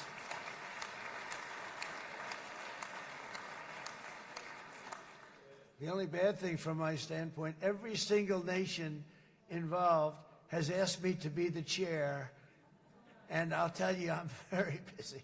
I didn't count on that, but you know what? If we do it, we'll do it right, and we have unbelievable power and wealth. Because you're going to need wealth. You're going to need wealth to rebuild things. And they have wealth like few people have wealth. I want to thank the Arab and Muslim nations for their commitment that they've made to support a safe rebuilding of Gaza and beyond. I have many Arab countries, very wealthy countries, that came up and said, we'll put up tremendous amounts of money to get rebuild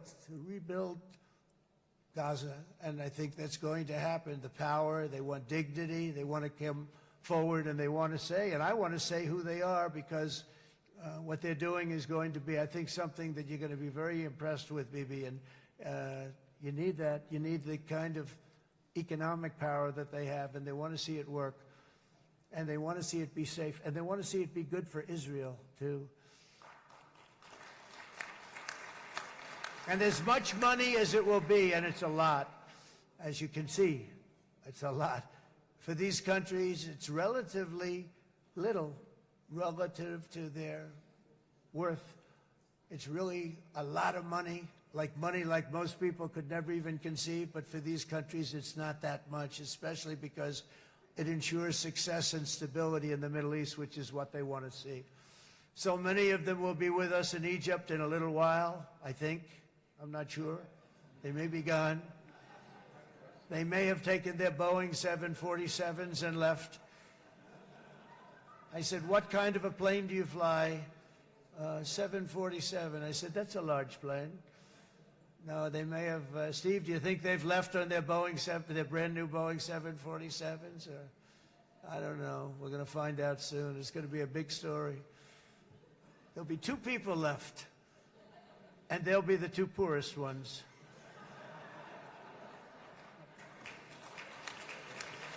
But it will be the wealthiest and most powerful group of nations. So the group that we have assembled, that's waiting for us, is the wealthiest and most powerful group ever assembled at one time. There has never been a group like this. And they're only looking for good. They want good. They're going to do good. And as those commitments are made, I'm going to let the world know who's doing it, because they really deserve to get the credit. And some of them probably won't want the credit, but they deserve it. It's more obvious than ever that the productive and responsible nations of this region should not be enemies or adversaries. You should be partners and eventually even friends, and that's what's going to happen. I know it. Together you can stand against the forces of chaos. Yeah, you go ahead. That's an important point.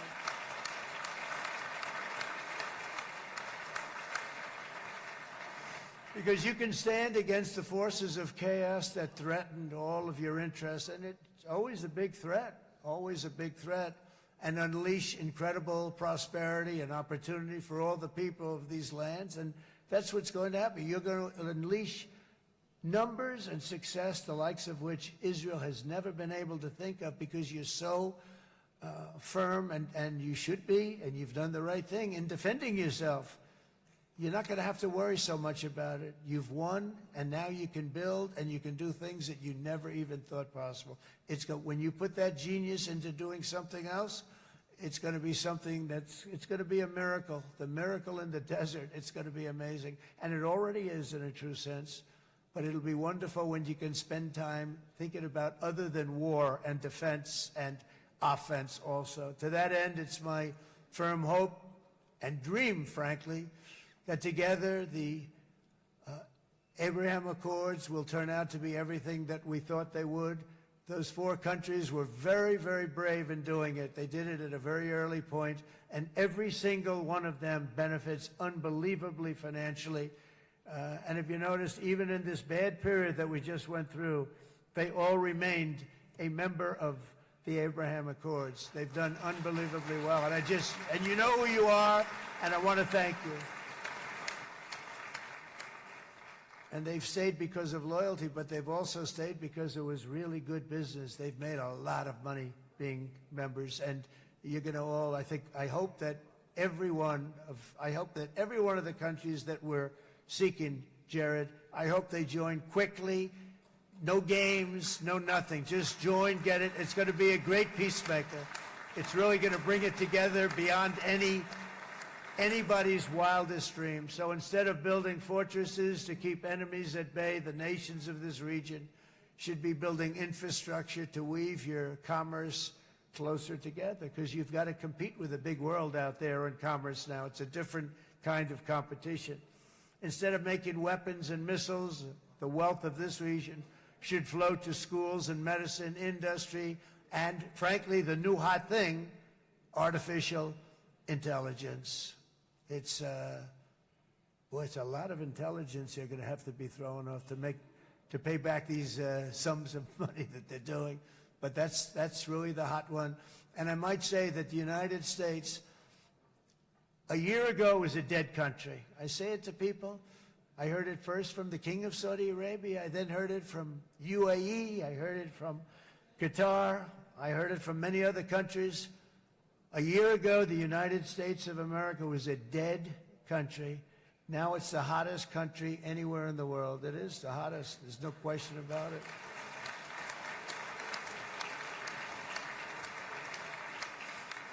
In fact, if you go back a year ago, before the election, although once we had November 5th, we became hot because people got it. I would say November 5th was a time that we became really hot. But once you go back a couple of years, if I were in charge and the country was doing what nobody was going to ask me to speak. Nobody asked Joe Biden to come up and speak, I guarantee you that. And if they did, he would have turned them down, I promise you. He didn't speak. He didn't speak, and he didn't speak well. But all of the countries in the Middle East, it could have, what we're doing now, it could have happened a long time ago, but it was strangled and set back almost irretrievably by the administrations of Barack Obama and then Joe Biden. There was a hatred toward Israel. There was an absolute hatred. The setbacks really started when President Obama signed the Iran nuclear deal.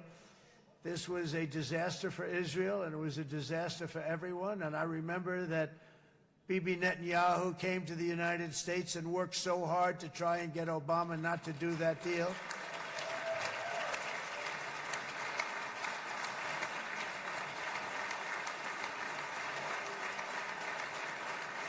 He worked so hard. But it was like talking to a wall. I remember him telling me it was like talking to a wall. They wanted to go with Iran. They chose Iran, frankly, over a lot of other good nations, but specifically Israel. And that was the beginning of a very bad period of time. You had Obama go out, and the Iran nuclear deal turned out to be a disaster. And by the way, I terminated the Iran nuclear deal, and I was very proud to do it.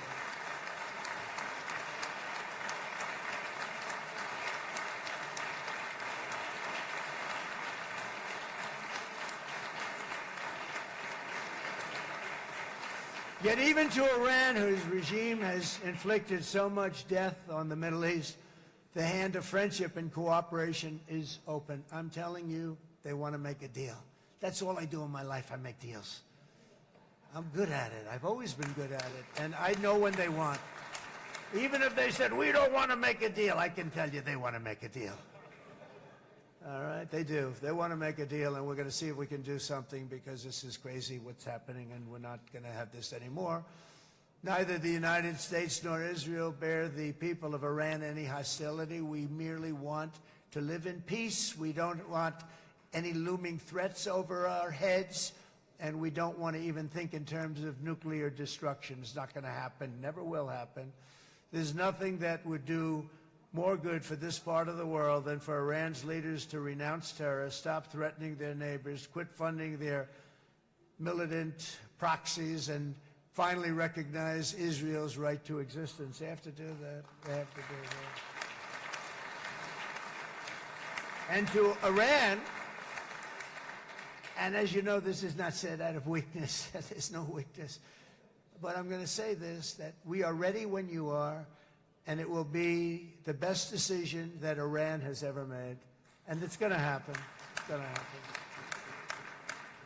And they're good people. I know a lot of Iranians in the United States. They're good people, smart, hardworking people. They don't want to see what's happened to their country. The story of fierce Israeli resolve and triumph since October 7th should be proof to the entire world that those who seek to destroy this nation are doomed to bitter failure. The state of Israel is strong, and it will live and thrive forever.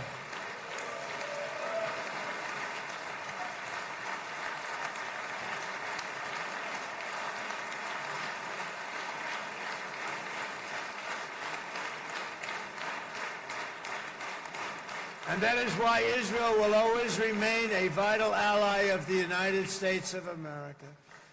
Israelis share our values, field one of the world's most powerful militaries. You really do. You have an amazing, what a job you've done. And have one of the most innovative economies on earth.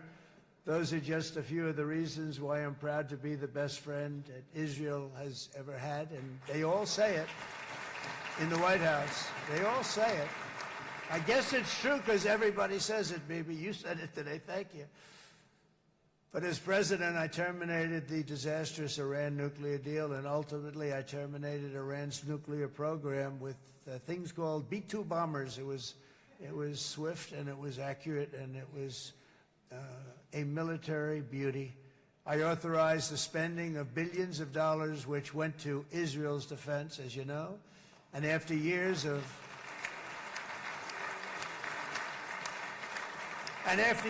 broken promises from many other American presidents, you know that, they kept promising. I never understood it until I got there. There was a lot of pressure put on these presidents. It was put on me too, but I didn't yield to the pressure. But every president for decades said, we're going to do it. The difference is I kept my promise and officially recognized the capital of Israel and moved the American embassy to Jerusalem.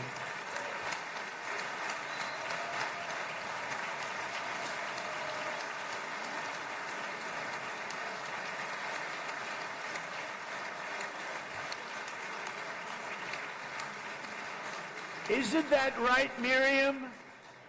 Look at Miriam. She's back there. Stand up, Miriam. Stand up.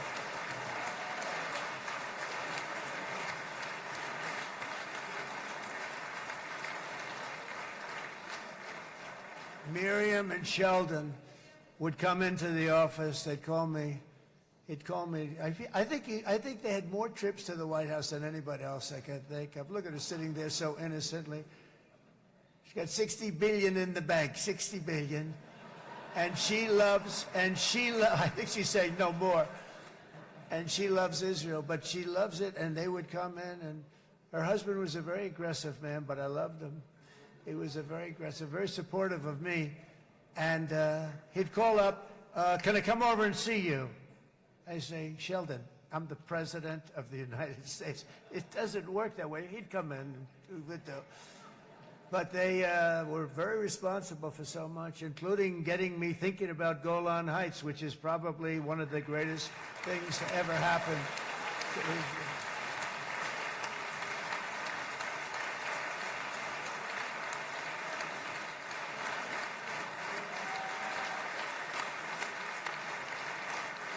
Miriam, stand up, please.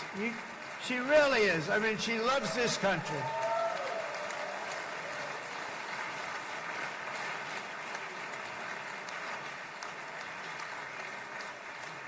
She loves this country. Her and her husband are so incredible. We miss him so dearly. But I actually asked her, I'm going to get her in trouble with this, but I actually asked her once, I said, so Miriam, I know you love Israel. What do you love more, the United States or Israel? She refused to answer. That might mean Israel, I must say. We love you. Thank you, darling, for being here. That's a great honor. Great honor. She's a wonderful woman. She is a great woman. I've always stood for the people of this community, and I always will. I'll always be with you. I'm always going to be with you. I guess maybe something could happen to change my mind. Somebody that's really stupid gets into office and wants to do really bad things, but that's about it. And we don't think we're going to have that happen. I hope we're not going to have that happen. And this man is a good man right here. These two men are good men right here.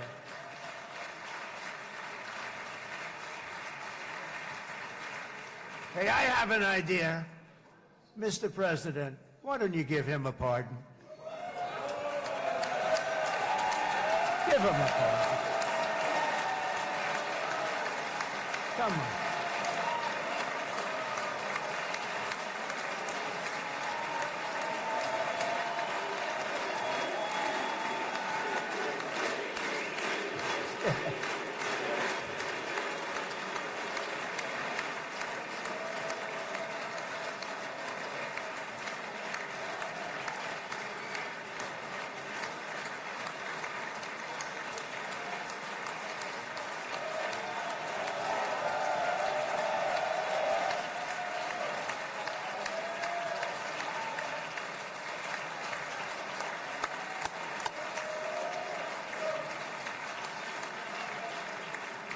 By the way, that was not in the speech, as you probably know.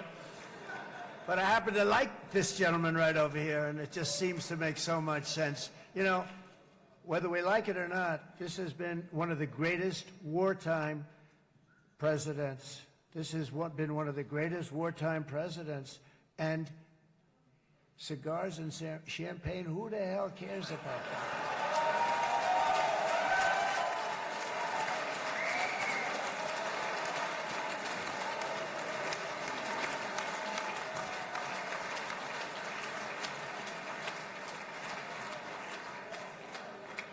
All right, enough controversy for the day, right?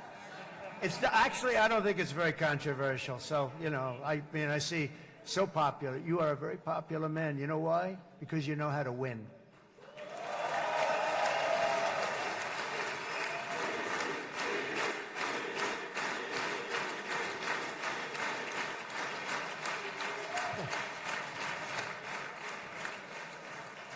Over the past 2 years, I've met many of the families of the Israelis taken hostage and those that were taken hostage. Unbelievable. I've looked into their eyes. I've seen the worst nightmares of their suffering, but I've also seen something else, the beautiful love of the people, the love of people, frankly, that hold things together, the love that gives you the courage to carry on through thousands of years of persecution and repression and to emerge with the heart of David. It's the heart of David. It's that love that's defeated the enemies of civilization, built this incredible country and this unbelievable economy, and forged one of the great democracies of the world. That is why it's a true honor to stand here today and address this assembly in your ancient and eternal now capital, Jerusalem. I'm proud to have helped in that regard. This city and this nation stand as living proof that a much brighter future for this entire region is truly within our grasp. For thousands of years, Jerusalem has been a home to Christians, Jews, Muslims, and people of all ethnicities and creeds. This is the holy center of the world's three great Abrahamic faiths. I like that too. Adorned, it's the first time I've seen that word in a while. Adorned with their sacred sites and alive with their pilgrims and visitors from every corner of the globe. But here between the Western Wall, the Temple Mount, and the hill called Calvary, people of every faith and background live, work, pray, serve, and raise their families side by side, and they do it with love. This example is just one of the modern miracles that Israel has given to the world. And just in closing, the leaders in this chamber know better than anyone else the challenges of this harmony, and it's been easily won. No, it hasn't. It has not been. It's been so tough, but it has been, some say, a miracle. What you've done is a miracle. Look at your size. Look at your chances when it all started. And you know, if you think about it, you are safer today, stronger today, and more respected today than at any time in the history of Israel. Think of it. People used to say it wouldn't exist. They don't say that anymore, do they? Yet if safety, security, and coexistence can thrive here in the winding alleys and ancient paths of Jerusalem, then surely peace and respect can flourish among the nations of the broader Middle East. The God who once dwelled among his people in this city still calls us, in the words of Scripture, the turn from evil and do good, to seek peace and pursue it. So he still whispers truth into the hills and knolls and valleys of his magnificent creation, and he still writes hope into the hearts of his children all over the world. And that is why even after 3,000 years of pain and conflict, the people of Israel have never given up from the threats of Zionism, from all sorts of threats. You want the promise of Zion. You want the promise of success and hope and love and God. And the people of America have never lost faith in the promise of a great and blessed future for all of us. From the very first day that modern Israel was founded, we have stood together through thick and thin of setbacks and through victory and defeat, through glory and heartache. We have built industries together. We have made discoveries together. We have confronted evil together, and we have waged war together. And perhaps, most beautifully of all, we have made peace together. And this week, against all odds, we have done the impossible and brought our hostages home.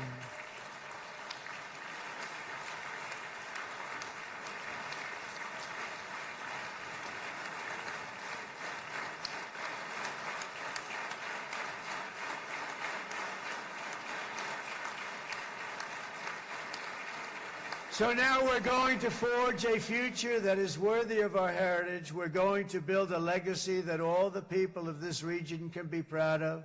New bonds of friendship, cooperation, and commerce will join Tel Aviv to Dubai, Haifa to Beirut, Jerusalem to Damascus, and from Israel to Egypt, from Saudi Arabia to Qatar, from India to Pakistan, from Indonesia to Iraq, from Syria to Bahrain, Turkey to Jordan, the United Arab Emirates to Oman, and Armenia to Azerbaijan, another war that I just settled.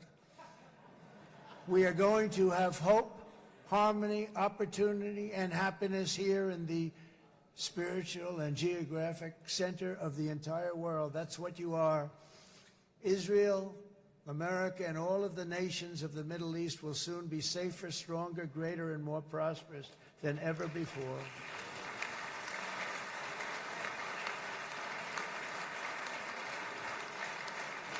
And I want to thank you all once again for this exceptional honor. This has been truly an honor. It's seldom that a president is invited to do this.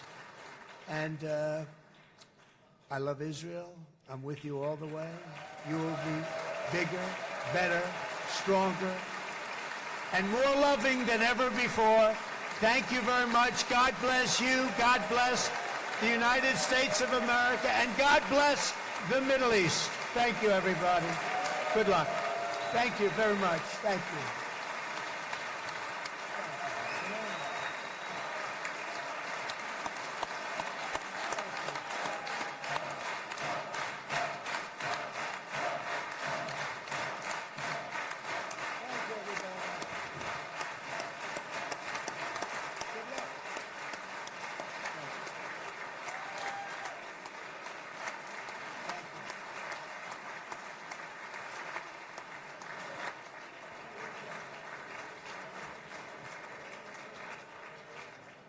אני מודה לנשיא ארצות הברית של אמריקה על דבריו.